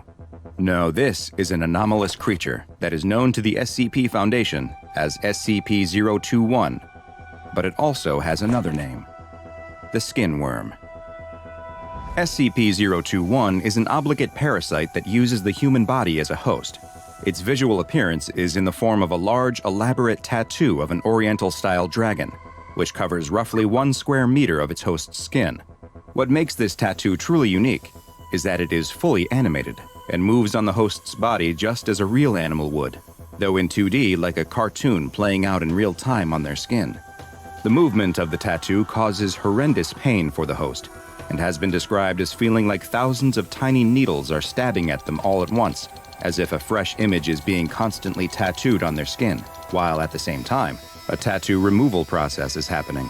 While the tattoo organism is able to move, it seems to prefer spending most of its time on its host's torso, though it has been seen to move around to other parts of the body on occasion. As SCP-021 moves around on the surface of its host's body, it appears to feed on the pigments in the skin. Its favored meal seems to be other tattoos, which it will seek out and devour, though if none are present, or if it has eaten all of the tattoos on its host, it will begin consuming the melanin from the skin instead. Melanin is a naturally occurring pigment found in human skin, and after SCP-021 sucks it from its host, it will leave them with permanent skin damage and patches of unpigmented skin that appear similar to that of the skin condition vitiligo. The feeding itself does not appear to cause the host any pain, and the pigments, whether they are from another tattoo or the natural ones in the skin, will simply disappear as 021 eats them. The pace at which SCP-021 feeds will vary, but it has been observed as being able to clear over half a square meter of skin in roughly 1 hour. One way to prevent SCP-021 from eating all of the melanin present on a human is to quickly add new tattoos of fruits or small animals as a way to continually distract it from turning to the melanin. Thus far, outside of motion, the organism has displayed no elevated intelligence or the ability to communicate. It simply moves and feeds. SCP-021 is not permanently affixed to the skin of any one host, and in fact, can be transferred back and forth between hosts multiple times. The only way to transfer the organism is through physical contact, though skin-to-skin contact does not guarantee that the organism will take to a new host. In the event that it does, the dragon tattoo appears to swim across the touching skin and will affix itself to the new human host. Skin-to-skin contact in the romantic sense has been shown to be the most reliable method of transfer from one host to another, with a 93% rate of successful transmission. However, as you can imagine, the tattooing sensation that comes along with any movement of SCP-021 found necessary. Particular transfer is X-rate. Open wounds has been shown to be an only slightly less effective method, and has become the default means of transferring when the SCP during the organism appears not to mind when it, and whether it's only been theorized that if SCP-021 is able to exist on a non-human animal, it would only occur in the rarest of circumstances. Unlike most parasites, SCP-021 does offer some small but tangible benefits to its host human. In addition to hosts of the organism appearing to have an improved immune system, research has also shown that the presence of 021 will increase its host's release and reuptake of epinephrine, better known as adrenaline. It will also decrease the buildup of lactic acid, which is what builds up in the muscles during activity and causes burning sensations and soreness. Combined, these benefits from SCP-021 provide its host with increased strength and confidence, as well as give a heightened pain tolerance during stressful situations. Not surprisingly, the host of SCP-021 also displays a high level of aggression, though whether this comes from their elevated hormone levels or simply because the organism causes them to be in constant pain is still an unanswered question. The amount of time that this symbiotic relationship to moving has led to multiple to fatal skin infections, rather than anything directly attributable to class personnel, D-139, who was housed in Standard Detention Cell 217A, and the relative ease with which it can be kept on a human subject's body has led to it receiving the safe classification. Only D-class personnel are eligible to be a host to SCP-021, and current operating procedure is to allow the organism to live on the same host's body until they expire. The exact nature of the mutation, it is hypothesized that the organism could be many hundreds of years old, if not older. As evidenced by its low SCP number, 021 is one of the oldest SCPs that the Foundation keeps contained, and it has proven to be a very useful educational tool for new and upcoming researchers as they study this bizarre creature and its existence that occurs entirely within 2 dimensions. Now go and further into the SCP Foundation's classified archive. Or to subscribe. Now go and watch another entry from the files of Dr. Bob, and be sure to subscribe as we delve further and further into the SCP Foundation's classified archives. As evidenced by its low SCP number, 021 is one of the oldest SCPs that the Foundation keeps contained, and it has proven to be a very useful educational tool for new and upcoming researchers as they study this bizarre creature and its existence that occurs entirely within 2 dimensions. Now go and watch another entry from the files of Dr. A man is lying in a hospital bed, and it is clear that he is not doing well. A group of doctors buzz around him performing various tests, checking his vital signs again and again. The man feels weak and a little disoriented, and the looks on the various doctors' faces tells him all he needs to know. Something is very wrong with him.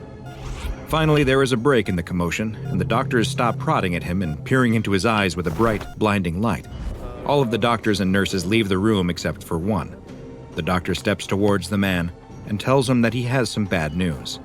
You see, before the doctor can finish, someone else emerges from the shadows in the corner of the room and taps him on the shoulder. I'll handle this. The man hadn't noticed this person, but he can see now that he's dressed in a suit, and unlike the doctors, he doesn't have any identifying items like a name tag or badge. Maybe he's some kind of professor, or a renowned surgeon who is going to tell him how they will make him better. The doctor steps back from the bed, but the man in the suit tells the doctor that it would be best if he and the patient could be left alone. Just for a moment, of course. The doctor nods in agreement and leaves the room. The man in the suit waits until the door is closed behind him to continue. He tells the sick man that he has a rare condition, quite rare. So rare, in fact, that you're the only person to ever have it, the only recorded case in history. The man in the suit sits down on the bed next to the man and takes his hand, lifting it up, examining it. The man's hand is an odd color. It has a slight green tint to it, and the skin itself appears to be taking on a fibrous quality. The sick man feels very tired, but he manages to whisper, "Are you a doctor? Are you going to help me?" The man in the suit responds, "Yes, I'm a doctor. Of sorts. A doctor and a researcher. I work for a very important organization, and I specialize in cases just like yours. Well, not exactly like yours. You're unique. Quite special, in fact." The sick man offers a weak smile. "I'm very lucky." "Oh yes, very lucky indeed. Well, not because of your condition, of course, but because I am here. You see, if it's all right with you, we'd like for you to come with us, to come stay at one of our facilities for a while. We can't promise that we'll be able to figure out exactly what's happening or why. But if we can, we have a much better chance of figuring out how to cure it. To cure you." See, hooked by the looks that suit tells him, closes the door behind him. The man in the suit tells them that luckily, or the man in the suit leaves tactical fluorescent neurons of tests. As time goes on, the man's condition only grows worse. It seems there's nothing that they can do to stop his condition from advancing. The green place for cause him to absorb much of the melanin caused by a plant. Whether that be well find a cure for his anomalous tragic situation, the foundation fail for everything in their power as possible. Even though they fail to find a cure for his anomalous disease, they will do it comfortable for him as long as he can going to allow him to treat it. Whether it will be well is a lie. 50 in the middle but his limbs are horrible and toes. It still appears to possess to its last addition to the impact it had any eyes.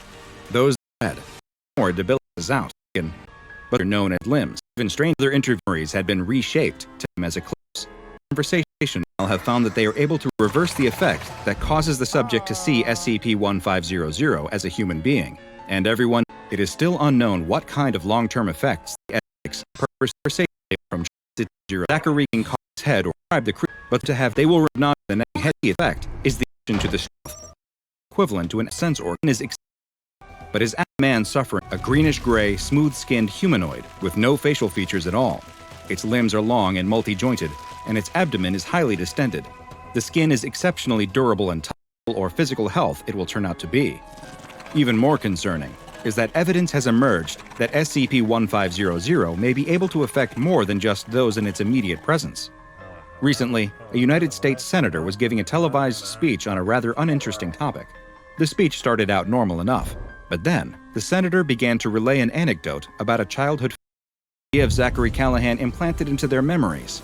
It is unknown why it is trying to spread its influence so far and wide, but one clue that may point to a nefarious purpose is that it seems to be disproportionately targeting political and military figures, as well as SCP Foundation personnel. Following these new developments, classification of SCP-1500 to Keter was requested and granted. Due to the risk that SCP-1500 poses through its anomalous effects and its powerful ability to influence those in positions of great power, it is permanently kept in a modified humanoid containment cell at Site-17. No personnel are allowed to enter into its containment chamber under any circumstances, nor are there security cameras in its cell. A false containment document describing a human male with an anomalous plant-like effect was placed in the database in order to deter further investigation into the real SCP-1500. And any personnel who experience painful, persistent headaches are immediately transferred away from Site-17, while any who attempt to breach containment are immediately terminated. Is SCP-1500 planting the seeds for something big by infiltrating the minds of some of the most influential people on Earth? Or is it merely looking for a connection as it takes on a form that it wishes it could have in the only way it can, inside an imagination? Perhaps one day, we will know the answer. Now go and watch another entry from the files of Dr. Bob, like SCP-1500, the story of me and my best friend Zach, and the time we rode motorcycles across Southeast Asia. Wait a second. I didn't do that with Zach. Like SCP-163, the old castaway, for another truly bizarre. High in the Andes Mountains, two miners chip away at the rock with their mining picks in search of precious minerals, when something strange happens. They hit an impenetrable wall. As they dust off the unbreakable surface they've reached, they see that it's a mirrored sheet of some strange metal. They start to break away the rock around it, revealing more and more of the shiny metallic surface, until it suddenly disappears as if by magic. Behind it is a chamber with strange machinery and a mysterious metallic ball inside. The two miners look at each other in disbelief. What on earth had they just discovered? Hi, I'm Dr. Bob, and this is SCP-163, also known as an old castaway. The Foundation soon caught word of the bizarre object that had been unearthed in the Andes Mountains, and immediately sent agents to secure the site. When they arrived, they found the metallic sphere was still there, though approximately 30% of the machinery originally reported to stress on the crash. The agent was actually a kind of described as extraterrestrial, and it was soon to be designated SCP-163. The alien immediately lashed out at the agents, but they were able to subdue it and transport it back to a Foundation containment site for further investigation. SCP-163 is like nothing that has ever been seen on this planet. It stands 2 meters tall and is 1.5 meters wide. Its body is roughly cylindrical, with a circular mouth on its lower body and something that resembles a head on top. It has 8 legs, each with 3 joints that are arranged radially around the middle of its body. It also has multiple specialized limbs, including 2 prehensile apparatus on either side of its mouth to assist with feeding, 2 arms just below the head area that are capable of finer movement and the delicate manipulation of objects, 2 larger arms just above its legs that are used for the manipulation of heavy objects, as well as self-defense, and the remains of 2 appendages also near the mouth that appear to have been amputated at some point prior to its discovery. 30 centimeters from the top of SCP-163's head is a single semi-compound eye, which wraps all the way around its head, giving it complete 360-degree vision. The eye is separated into 88 separate units and is sensitive to all. Its skin is transparent when exposed to the wave.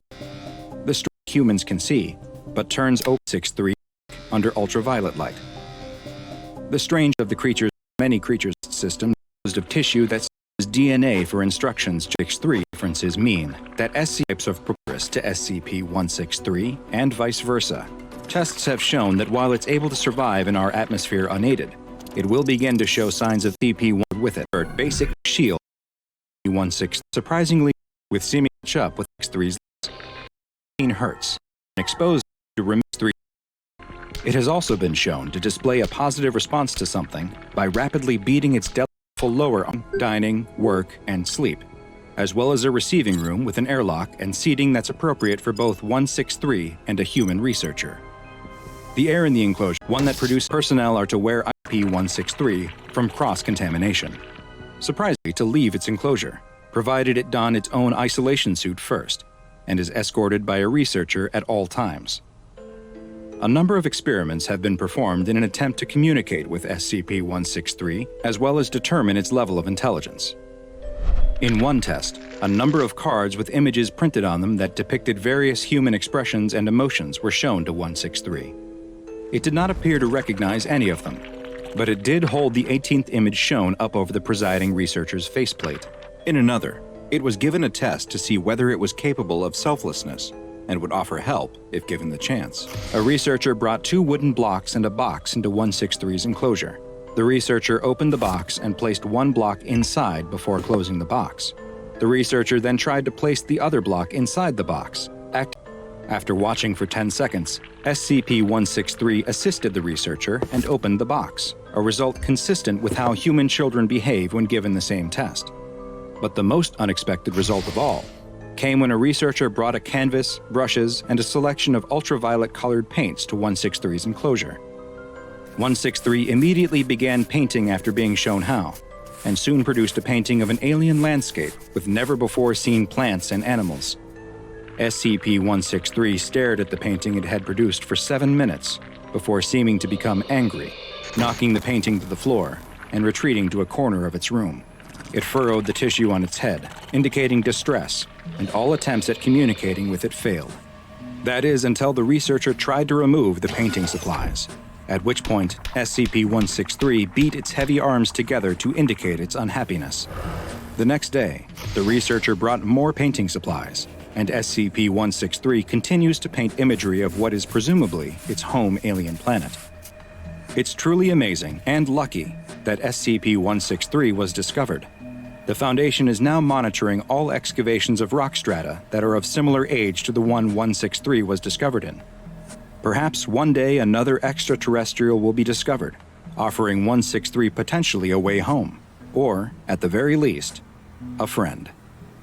Now go and watch another entry from the files of Dr. Bob, and be sure to subscribe as we delve further and further into the SCP Foundation's classified archives.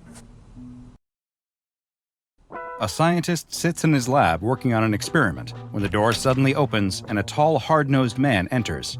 The scientist hastily stands up and salutes the general who oversees the scientist's entire program. The general dispenses with formalities and tells the scientist that he's being assigned to something new. Before the scientist can even ask what it is he'll be working on, the general gives a small wave of his hand and 2 soldiers appear in the doorway. They are each holding the side of a large metal box, and from the strained expression on their faces, it's clear that the box is for stepping of what ending a hand behind on the cover. Nothing tense. Plutonium exactly 4, and their never-before-seen power caused death and destruction on a truly horrendous level. But they had also helped to put an end to the Second World War, potentially saving the lives of thousands or even millions more. And no matter what moral questions would potentially knew their opponent over the type he sees safety margin weapon, its reaction was to be surrounded with bricks made of tungsten carbide that would act as a mirror of sorts, bouncing neutrons back at the core, which would knock loose other neutrons. The experiment was to be stopped before the core went supercritical, but when the scientist turns the page to view the results, he finds nothing. There's no more pages in the folder. The scientist had heard rumors about these types of experiments. Tickling the dragon's tail, they called it. But where were the rest of the reports? Was this really the last experiment that was done? He sees at the top of the page that this last experiment was performed over a year ago. Just then, the scientist notices someone walking by in the hall. It's the general. He runs out into the hallway, waving the report at him. "General! General!" The general stops and turns around, clearly annoyed at being intercepted while on the way from one important meeting to another. "General, what happened in the last experiment?" The general somehow looks even more annoyed by the question. "Don't worry about it," he barks back at the scientist. "His time on the project was finished. It's yours now." And with that, the general leaves the scientist standing in the hall with his incomplete file. Days pass, and the scientist receives additional orders on what types of experiments he should be carrying out. All of them are designed to guarantee that the core of plutonium will be suitable for use in a new weapon. For the latest test, he's performing an experiment not dissimilar to the last one described in the report, but instead of using tungsten carbide bricks to reflect neutrons back at the core and achieve criticality, a beryllium dome had been created, which is to be lowered down over the sphere of plutonium. As he lowers the dome, he knows that if it were to close completely, it would cause the core to go supercritical in an instant. In order to prevent this, he uses a screwdriver to prop up one side of the dome, allowing just enough neutrons to escape so that the core can maintain its stability. As he lowers the dome just a small amount more, he starts to hear something. It's a faint noise at first, but gradually grows more and more audible.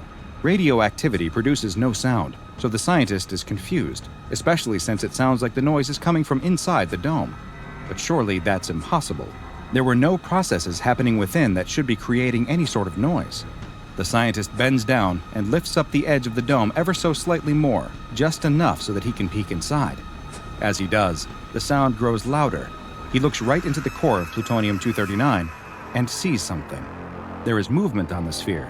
He knows this is impossible, but he can see them with his own eyes, images dancing on the surface of the plutonium sphere. They were faces, unnatural faces, contorted and twisted in pain. He can see now that these are the source of the sound he was hearing, because the faces are screaming. The scientist jumps back, and the screwdriver slips away from the edge of the beryllium dome, allowing it to fall and completely cover the plutonium. Out in the hallway, a security guard covers his eyes, momentarily blinded by the flash of intense blue light.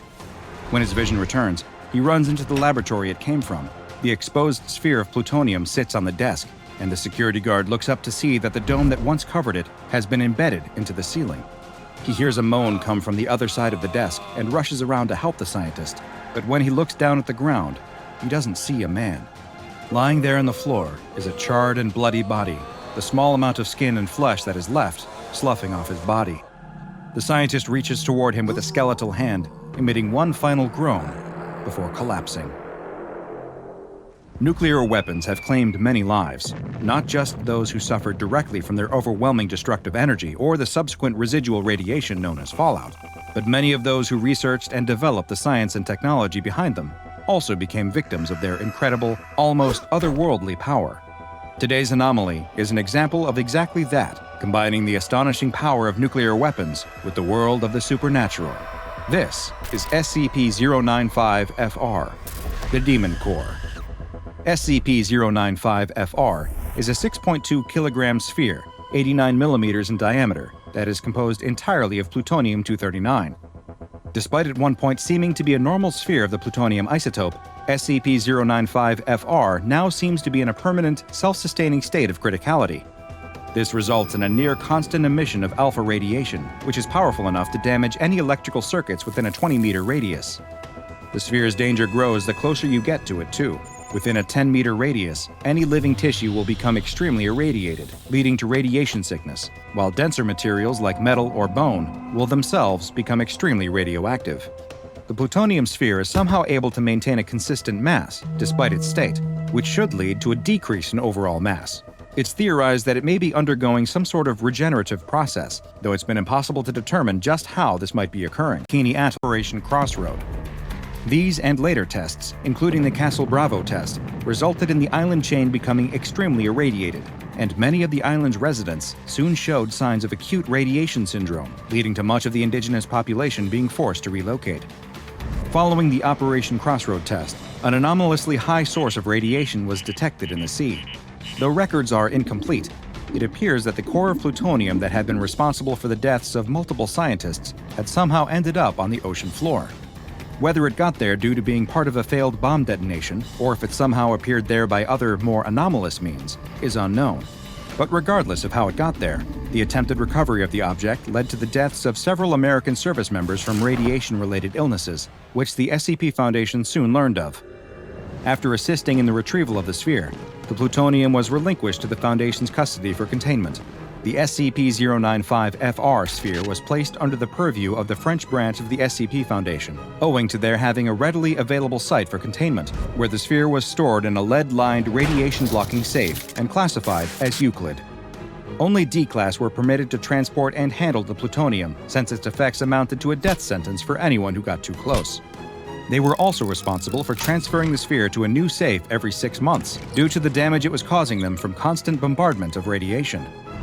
All of these containment procedures would have to be changed, though, following the events of January 7, 2015. On that day, 69 years after it first took the lives of 2 scientists at the Los Alamos laboratory, and despite it being a scientific impossibility, the Demon Core suddenly went supercritical all on its own. The resulting explosion was estimated to be roughly 33 kilotons, or about twice the power of the atomic bombs that had been detonated over Hiroshima and Nagasaki. Nearly the entire site housing SCP-095-FR was destroyed, along with 14 other safe and Euclid-class anomalies, and in the end, the death count totaled 285, with casualties coming from either the blast itself, the collapse of structures on the site, or from the resulting radiation poisoning. Incredibly, the sphere itself survived the explosion, showing no signs that it had detonated with the force of a nuclear weapon when it was recovered from the site's wreckage. Foundation researchers studying the Demon Core determined that it was likely to explode again if super scientists some theory generation site custody. Object: plutonium. Is it a part of those who have been impacted by the quest to harness the power of atomic energy somehow contained within, now desperate to get out and unleash their anger on the world? Research continues, but due to the extreme danger that comes from working with the anomaly, it's likely these questions will remain unanswered for some time. Following the destruction of the Foundation site, SCP-095-FR was reclassified to Keter and moved to an underground bunker designed to withstand an explosion equivalent to a standard atomic bomb, which it is hoped will be enough to contain the blast that is almost inevitably going to happen again. It's a sobering thought, even for those of us who work with and around anomalies on a daily basis, to be reminded of the incredible destructive power of nuclear weapons. A teenaged boy and girl are sitting on surfboards, gently bobbing up and down in the calm ocean water. This surfing trip didn't turn out. Off her own board and stands in the waist-deep water, watching. Let him scare her again. The boy promises no more surprises. SCP-054-FR is an oceanic phenomenon that has been observed occurring in several different regions spread across the world. In these areas, of which at least 5 have been identified, certain waves will display extremely dangerous anomalous activity. The waves themselves will seem to physically transform, taking on a shape that resembles the mouth and Some of the most feared and deadly anomalies contained by the SCP Foundation pale in comparison to the carnage that we've inflicted on ourselves. And it's important to remember that sometimes the true demons are to make sure you subscribe and turn on notifications so you don't miss a single anomaly as we delve further. You'll be starting out with cold cases. The police chief tells the detective who has just arrived for his first day at the precinct. We've got more than enough to keep you busy, so head on down to the and it brings to a part of the a thick cloud of dust is ejected and makes him sneeze. He takes out the list of boxes, reporters pack, before drilling down to start combing through the details. As he pulls down the last box from his list of cases that the chief told him to work on, he notices something. High up on a shelf, nestled among the many identical cardboard boxes, is what looks to be a piece of leather luggage. He can't help but wonder what this is doing here in the archives. Is it a piece of evidence from another case that got left here for some reason? Or did someone simply forget their bag after they finished looking through old files?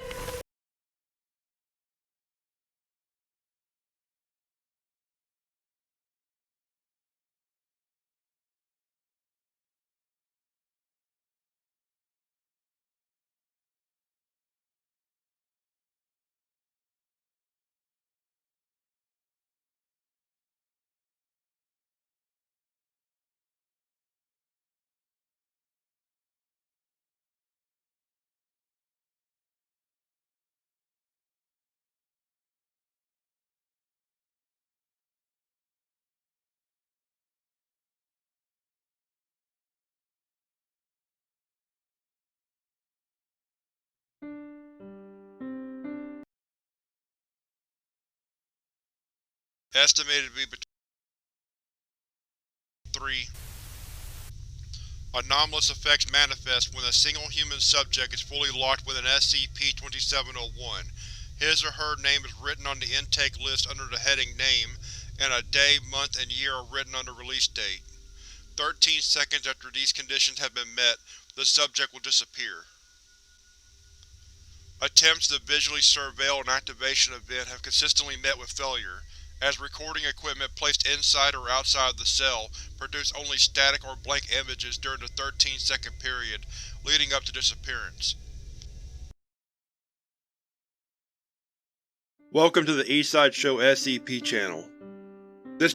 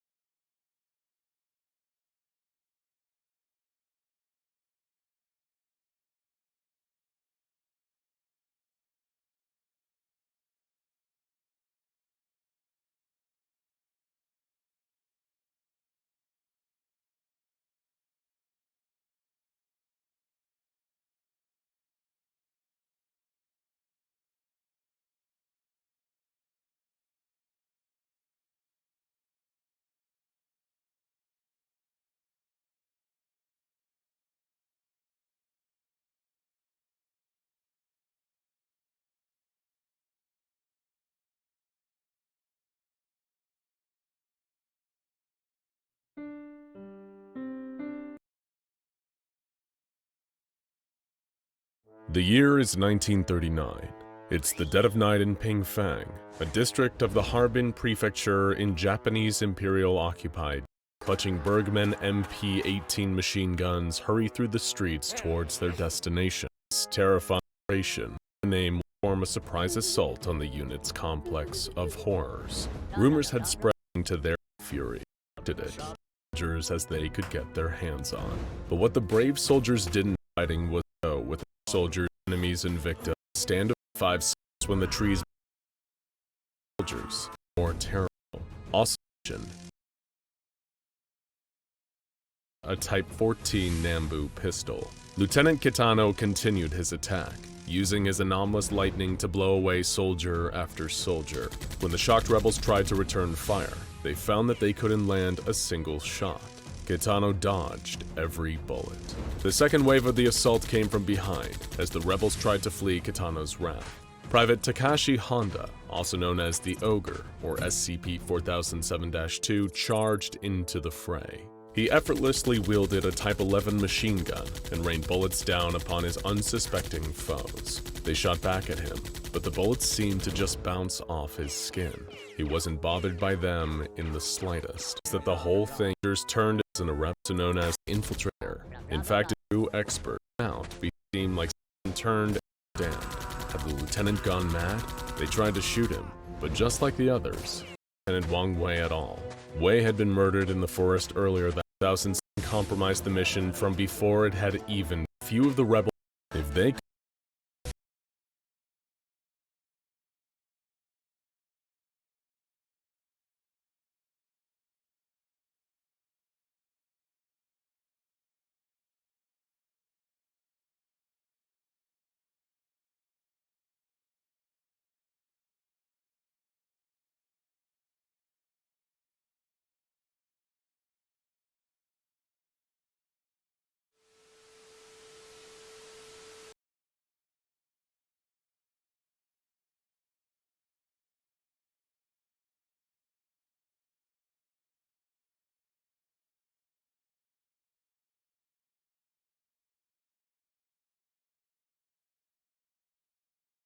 would birth SCP-4007.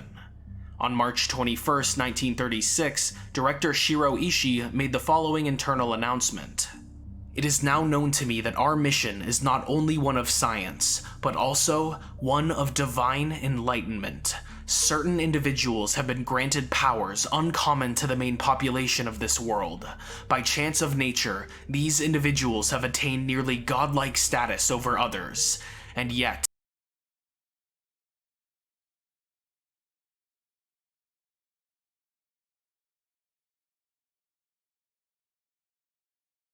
Philippines.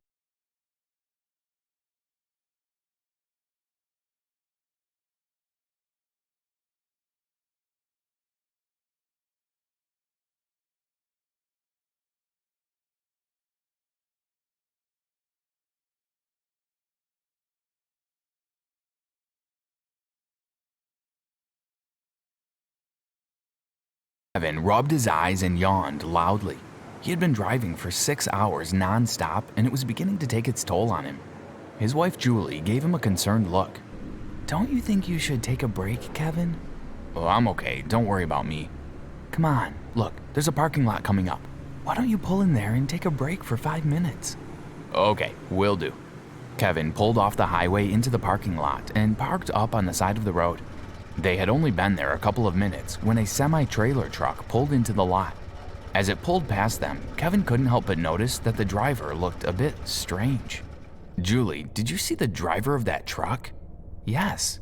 Was it me, or did you think he just looked like a shadow?" "That's what I thought too. We must be overtired." The truck parked up directly in front of Kevin's car. Suddenly, the door began to open.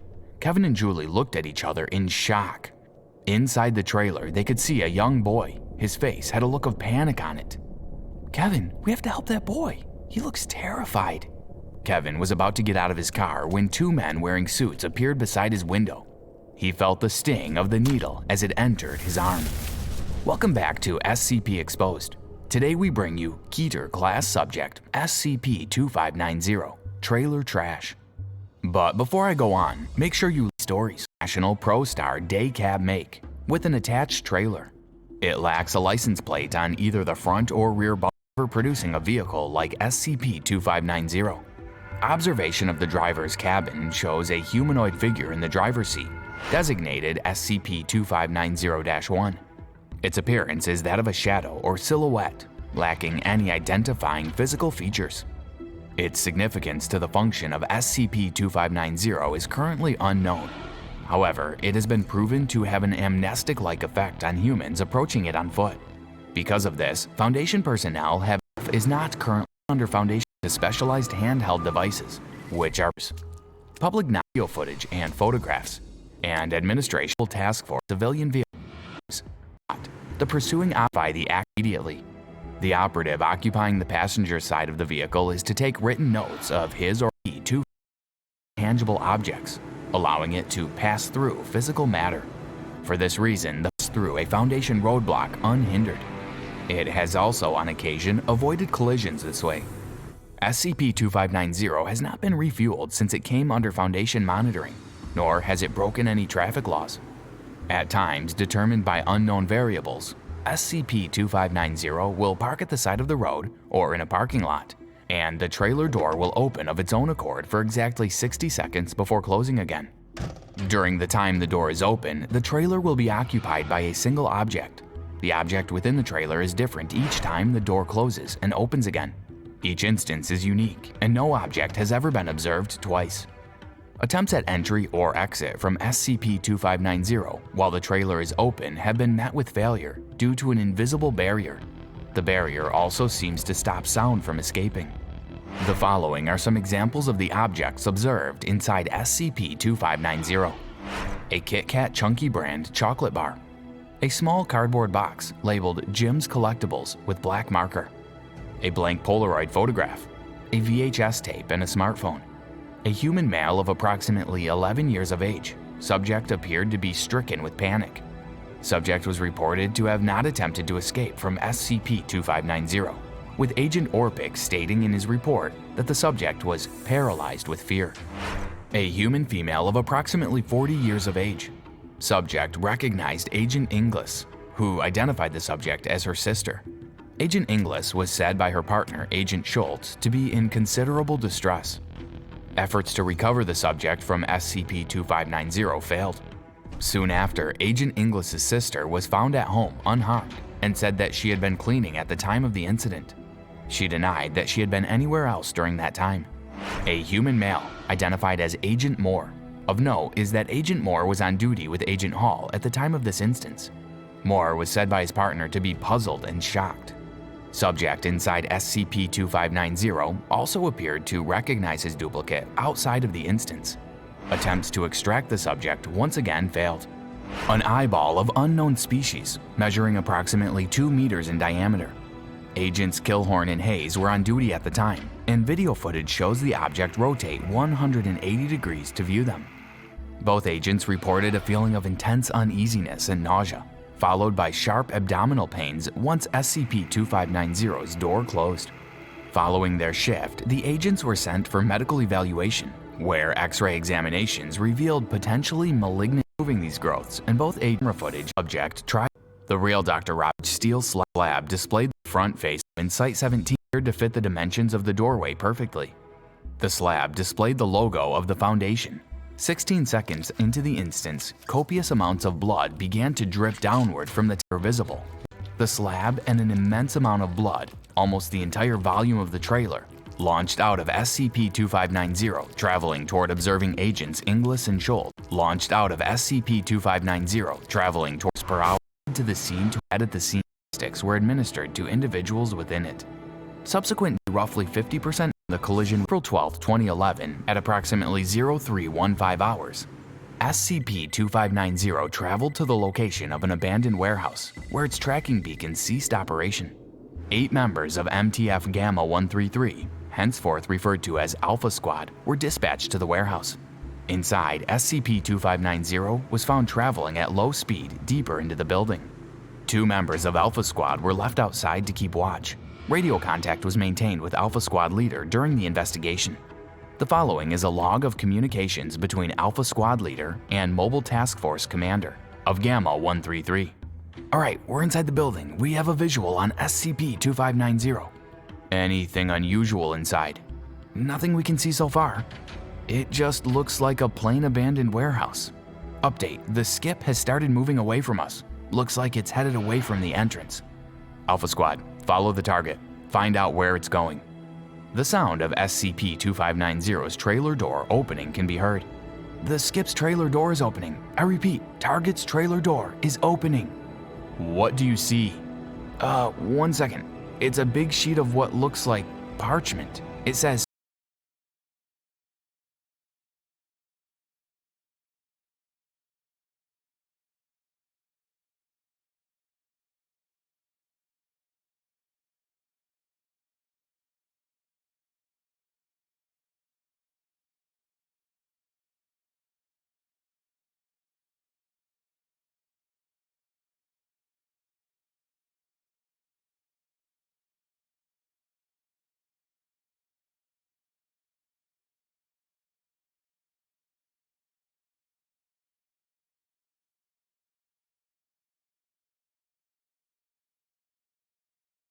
Viewer discretion is advised.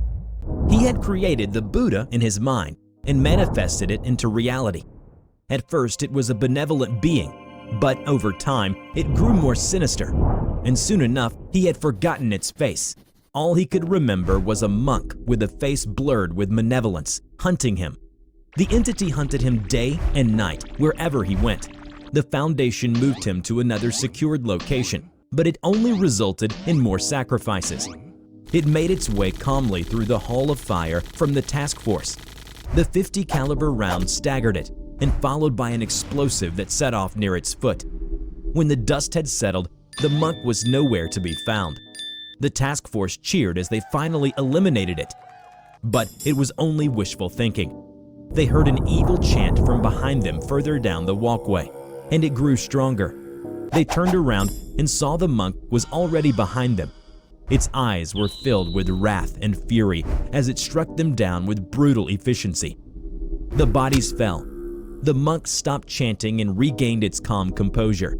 It set its eyes down the hallway and slowly walked over the bodies and spent bullet casings as the alarm blared.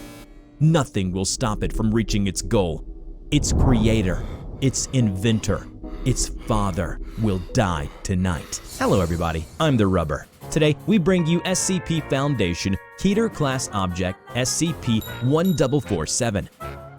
SCP-1447-1, also known as Tulpa, is a quasi-physical humanoid entity that resembles an Asian male dressed in traditional Tibetan Buddhist monastic garb. Its face is visually distorted and indistinct, even when viewed on high-speed footage. 1447-1 typically remains in constant motion, frequently in excess of 200 kilometers per hour, for approximately 20 hours a day. During this period, it constantly attacks the interior of its cell. Reinforcing 1447-1's containment unit with hardened steel plating has been successful in reducing the incidence of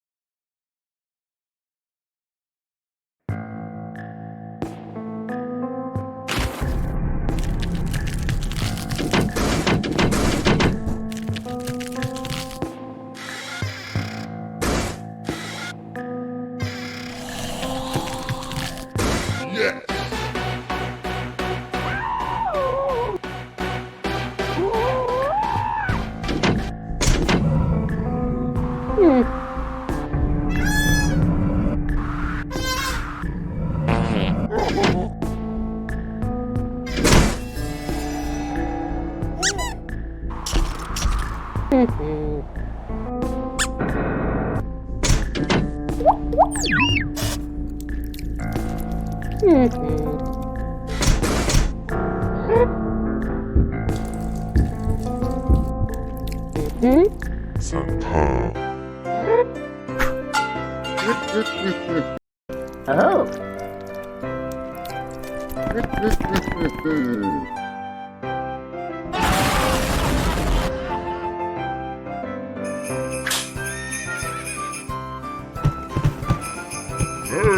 Christmas.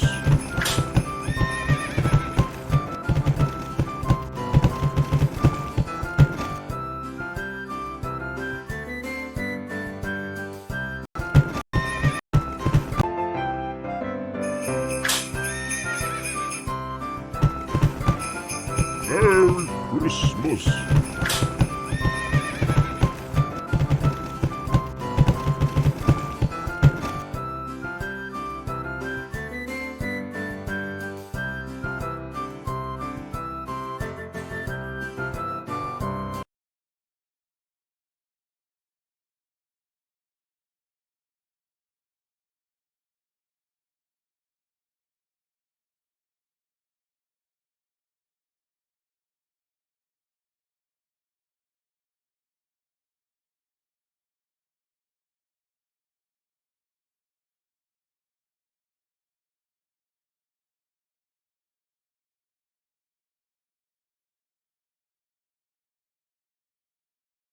ผมเอาชีวิตรอด100 วันใน Minecraft และสามารถแปลงร่างได้ ในวันนี้ผมได้เพิ่มมอดและการเปลี่ยนแปลงของมอนสเตอร์ในแต่ละวัน และต้องพยายามเอาชีวิตรอดให้ถึง100 วัน แก่ทั้งหมดผมสามารถแปลงร่างเป็นบอสทุกนั้นหรือทุกวันมันเป็นตัวที่เป็นศัตรูนี้น่าจะง่ายโต๊ะครับขวานและที่ขุดจากนั้นมาขุดหินต่อพอได้ปริมาณที่ผมต้องการแล้ว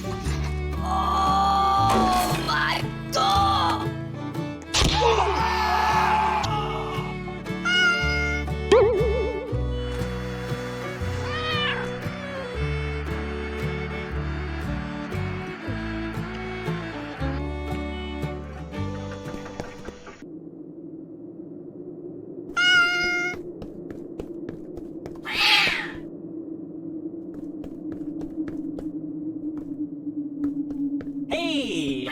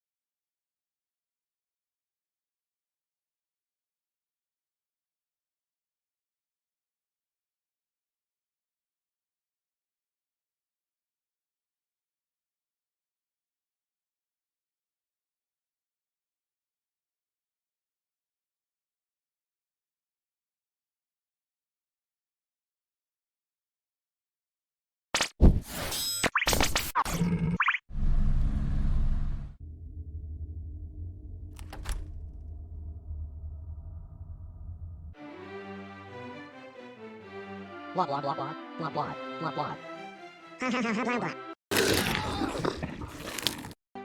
Blah blah blah blah.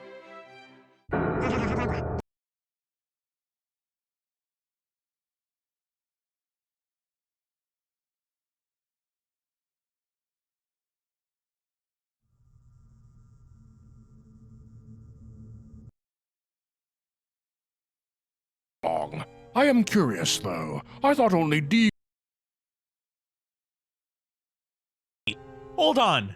Your name is also Dr.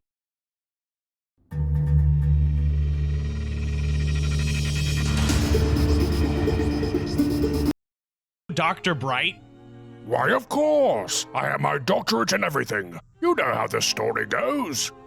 Oh, then why am I wearing this? Here, you should take this necklace. Wait, Dr. Bright! He's lying to you! It's one of the many lies he tells! Would he really do that, though? Would he really lie to a friend like that? Yeah, Fernand is kind of known for that. Well, leave this situation to me. All right. Ruby, let's get out of here. All this cannibal stuff is making me hungry. Okay.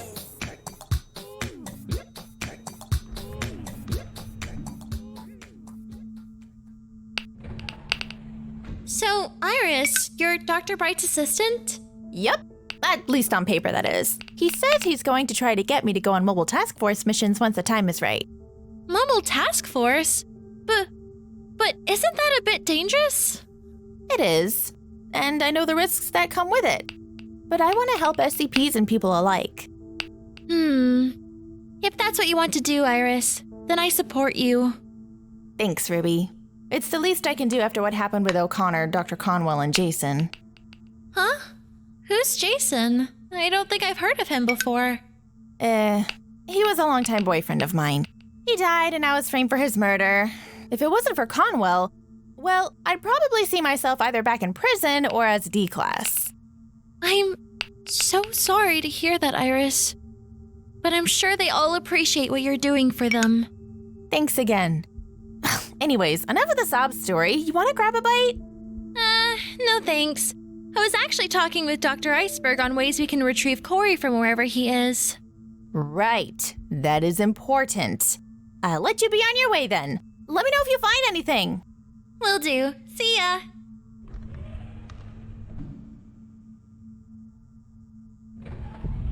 Ruby? Oh. Hey, Emma. I heard about what happened with Corey. Oh, yeah. I hope he's doing okay. How long do you think he'll be stuck in there? Well, assuming he's able to survive in that dimension. I honestly don't know. It'll have to depend on when SCP-507 enters back into that dimension. Really? You think that's the only way? It's the only way without having to draw out suspicion from any of the other O5 members. If we focus too hard on rescuing him, they'll start investigating us, and we can't have that. Right. Emma, if I may, what brought you here? Was it because of Corey's disappearance? To be honest with you, no. I was just, cleaning up some unfinished business. Oh. Does this unfinished business have to do with Agent O'Connor? You know, Ruby, you probably shouldn't bring up such controversial topics. Well, Iris has been pretty upset the last few days over the death of her friend. She was really hurt by that. It's none of my business to say. You're right. It isn't any of your business, so maybe we should keep it that way. Right. Ruby, being an O5 comes with a lot of responsibility. I've done my fair share of terrible things to people I've cared about. People I've loved. All to get to where I am now. I did all this so I could become an O5 and help save the world. What? Why are you telling me all this? Because I want you to know, if I can sacrifice people I've loved, you can't imagine what I can do to someone I don't care about. I hope you keep this in mind next time we meet.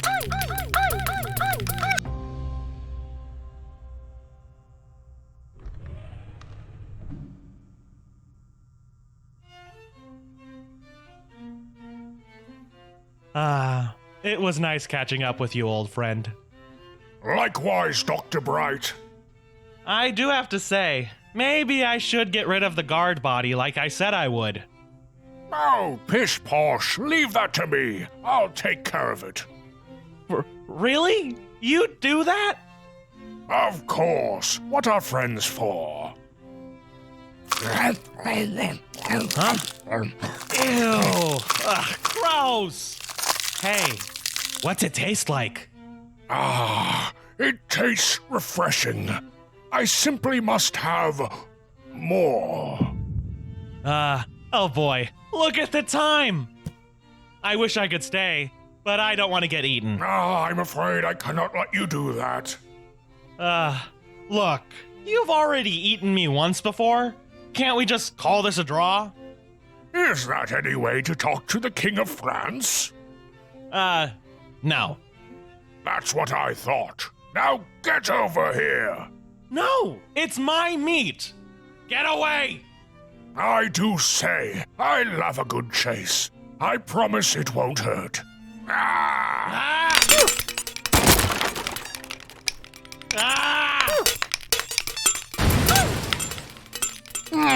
All right, let's just call it a truce. Truce? Look what you did! You broke the wall! Well, they don't call me the Incredible Hulk for nothing.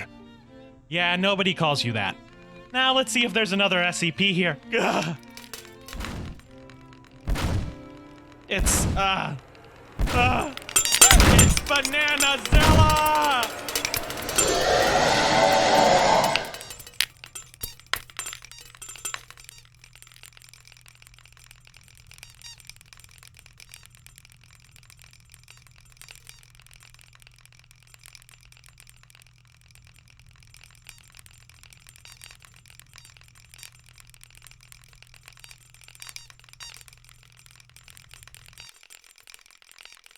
SCP Foundation staff member Anthony Davis was part of a research team working on SCP-447, a pellet that secretes green goo. During the experiments, it was strictly forbidden to allow the substance to come into contact with dead bodies. But Davis succumbed to the temptation and, together with his colleagues, tried to carry a corpse into the room. They were noticed in the time by the guards who detained the entire group. The site director ordered all intruders to be reassigned to D-Class personnel and escorted to Armed Biocontainment Area 14. Arriving at the scene, Davis is surprised to find that the personnel of this area consists exclusively of D-Class personnel. Security with a second level of clearance is constantly on duty near the door marked SCP-082, who do not enter the room, and which is carefully monitored for every rustle coming from it. Davis was taken into a room where people like him, violators of the SCP Foundation rules, were sitting. Everyone was handed strange clothes, clearly from a different era. Having changed his clothes, Davis looks at himself in the mirror and can't hide a smile. In a colorful jacket, he looks like an actor in a provincial theater. Several site scientists entered the room. The senior staff member congratulated Davis and the other new recruits on their arrival at the site, and with a pointed solemnity announced that their first extremely important mission was to clean up SCP-82's containment room. The only inhabitant in it is a humanoid creature named Fernand. Everyone was given sheets of paper with a picture of a huge man in a robe and with a crown on his head. As stated in the document, he's about 8 feet tall, weighs about 700 pounds, and his saggy belly is combined with huge arms and legs. Scientists explain SCP-82 is genetically human, but its origins have not yet been established. Fernand is convinced that he is the King of France, who receives guests at his residence. Now, to play along with him and thereby ease the conditions of detention, Foundation personnel have turned the area into a kind of royal palace. According to the scientists, because of Ferdinand's specific behavior, the interior of his room is regularly destroyed, and it needs to be restored. Finally, one of the instructors said loudly, "Remember that you are in the 18th century and will soon find yourself in front of the King of France. Behave yourself. If you are rude or doubt the legitimacy of the king, then no one can guarantee your life." At these words, the girl standing next to Davis turned pale. In a whisper, she told him that she had heard of SCP-82, which is referred to as Cannibal Ferdinand. Although Ferdinand always communicates politely, jokes,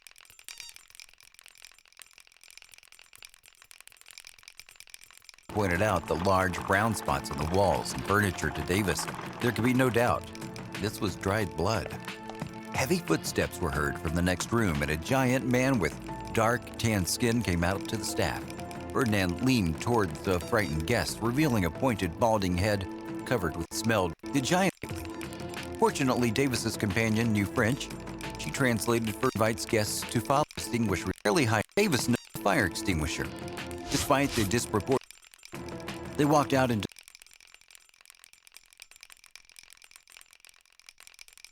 past guests were striking.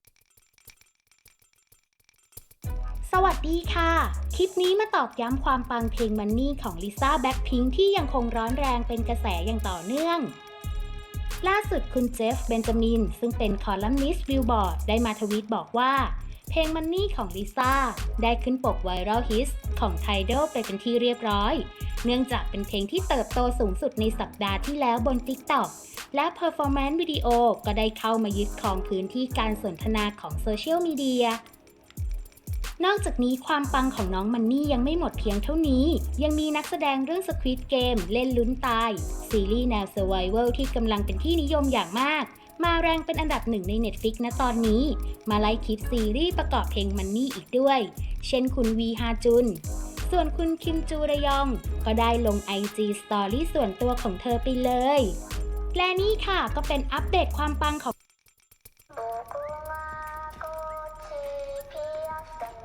สวัสดีครับสื่อเกาหลีมาพูดถึงเรื่องที่คนส่วนใหญ่เนี่ยนึกว่าเพลง Money เป็นเพลงประกอบซีรีส์เรื่อง Squid Game ไปแล้วรวมถึงสาเหตุที่ทำไมค่ายไม่ค่อยโปรโมทเพลงนี้ด้วยนะครับมีแฟนคลับท่านหนึ่งเนี่ยแสดงทัศนคติไว้ดีทีเดียวแต่ก่อนอื่นล่าสุดทาง AIS นะฮะมาเปิดตัวโฆษณาใหม่ของน้องลิซ่าตัวเต็มมาแล้วลิซ่าเธอมาในลุคสาวยุคใหม่จากโลกอนาคตส่วนเสียงพูดไทยของเธอนั้นฟังเหมือน ASMR เลยครับท่านผู้ชมคำว่าที่สุดของเธอนั้นมันสุดจริงไปฟังกันสักนิดครับเครือข่ายที่มีคลื่นมากที่สุดครอบคลุมที่สุดในทุกพื้นที่เร็วที่สุดแรงที่สุดเริ่มต้นด้วยอาหารหูอาหารตาเป็นที่เรียบร้อยแล้วเรามาดูสื่อเกาหลีเขาพูดถึงเพลง Money ของน้องลิซ่าและ Squid Game กันดีกว่าโดยเขาขึ้นหัวข้อว่าบางคนเนี่ยนึกว่าเพลงของน้องลิซ่า Blackpink เพลง Money เป็นเพลงประกอบ Squid Game ไปแล้วเมื่อสิ่งที่ดังที่สุดในเวลานี้2สิ่งมารวมกันตอนนี้ซีรีส์ที่ดังที่สุดคงหนีไม่พ้น Squid Gameในขณะที่เพลงที่ดังอันดับต้นๆก็คงหนีไม่พ้น Money ของน้องลิซ่าต่อจากเพลงลาลิสาแล้วมันเกิดอะไรขึ้นล่ะเมื่อ2สิ่งนี้มารวมกันตอนนี้ใน TikTok มีการใช้เพลง Money มาทำวิดีโอมากกว่า 200,000 ครั้งเป็นที่เรียบร้อยแล้วโดยส่วนใหญ่เนี่ยก็จะเกี่ยวข้องกับ Squid Game ด้วยนะส่วนใหญ่ก็จะเป็นคลิปล้อเลียนหรือว่าเลียนแบบตัวละครใน Squid Game นั่นเอง โดยเขาก็อธิบายเพิ่มเติมว่าเพลงมันนี่เนี่ยมันเกี่ยวกับการใช้ชีวิตอย่างมีความสุขการใช้ของหรูหรามันก็เลยเข้ากับเรื่อง Squid Game พอสมควรที่มีเงินอยู่ในกระปุกหมูข้างบนเนี่ยรวมถึงความสัมพันธ์ระหว่างเจนนี่แบล็คพิงค์กับนักแสดงนำของซีรีส์เรื่องนี้ด้วยที่เขาเป็นเพื่อนกันมานานนี่ก็อาจจะเป็นสาเหตุหนึ่งที่ทำให้คนยิ่งจับโยงเพลงของแบล็คพิงค์มาคู่กับ Squid Game มากขึ้นไปอีกแล้วเขาก็อธิบายด้วยว่าในขณะที่การเปิดตัวโซโล่ของน้องลิซ่าเนี่ยจบลงเป็นที่เรียบร้อยแล้วแต่พอมี Squid Game เข้ามาก็มีการนำเพลงมันนี่มาใช้มากมายถือว่าลิซ่าโชคดีมากใครจะคิดว่าเพลงมันนี่จะเข้ากับ Squid Game ได้ดีขนาดนี้เขาใช้คำว่าลิซ่าโชคดีนะครับแต่ความจริงลิซ่าไม่ได้โชคดีหรอกเธอมีความสามารถนะแล้วเพลงก็ติดหูจริงๆก็ไปพิสูจน์ในชาร์ตบิลบอร์ดของอเมริกาเป็นที่เรียบร้อยแล้วเพราะฉะนั้นจะใช้คำว่าลิซ่าโชคดีไม่ได้ครับแล้วมันก็ลงตัวเหมาะกันจริงๆก็เลยยิ่งดังกันเข้าไปใหญ่ในโลกอินเทอร์เน็ตชาวเน็ตบางส่วนก็แสดงความคิดเห็นว่ามันก็เข้ากันจริงๆแหละระหว่างเพลงมันนี่กับ Squid Game มันก็ติดหูเหมาะสมจริงๆเข้ากับเนื้อหาแต่บางส่วนก็บอกว่าอยากให้ค่ายเนี่ยโปรโมทเพลงนี้มากขึ้นกว่านี้หน่อยคือแฟนคลับรู้อยู่แล้วว่าเพลงนี้เป็นเพลงของน้องลิซ่าแต่เผื่อใครที่ไม่ได้เป็นแฟนคลับแบล็คพิงค์มาก่อนเขาจะนึกว่าเป็นเพลงของ Squid Game ไปนั่นเองอยากให้ทุกคนรู้ว่าน้องลิซ่าเนี่ยแหละเป็นคนร้องเพลงนี้นะเป็นเจ้าของเพลง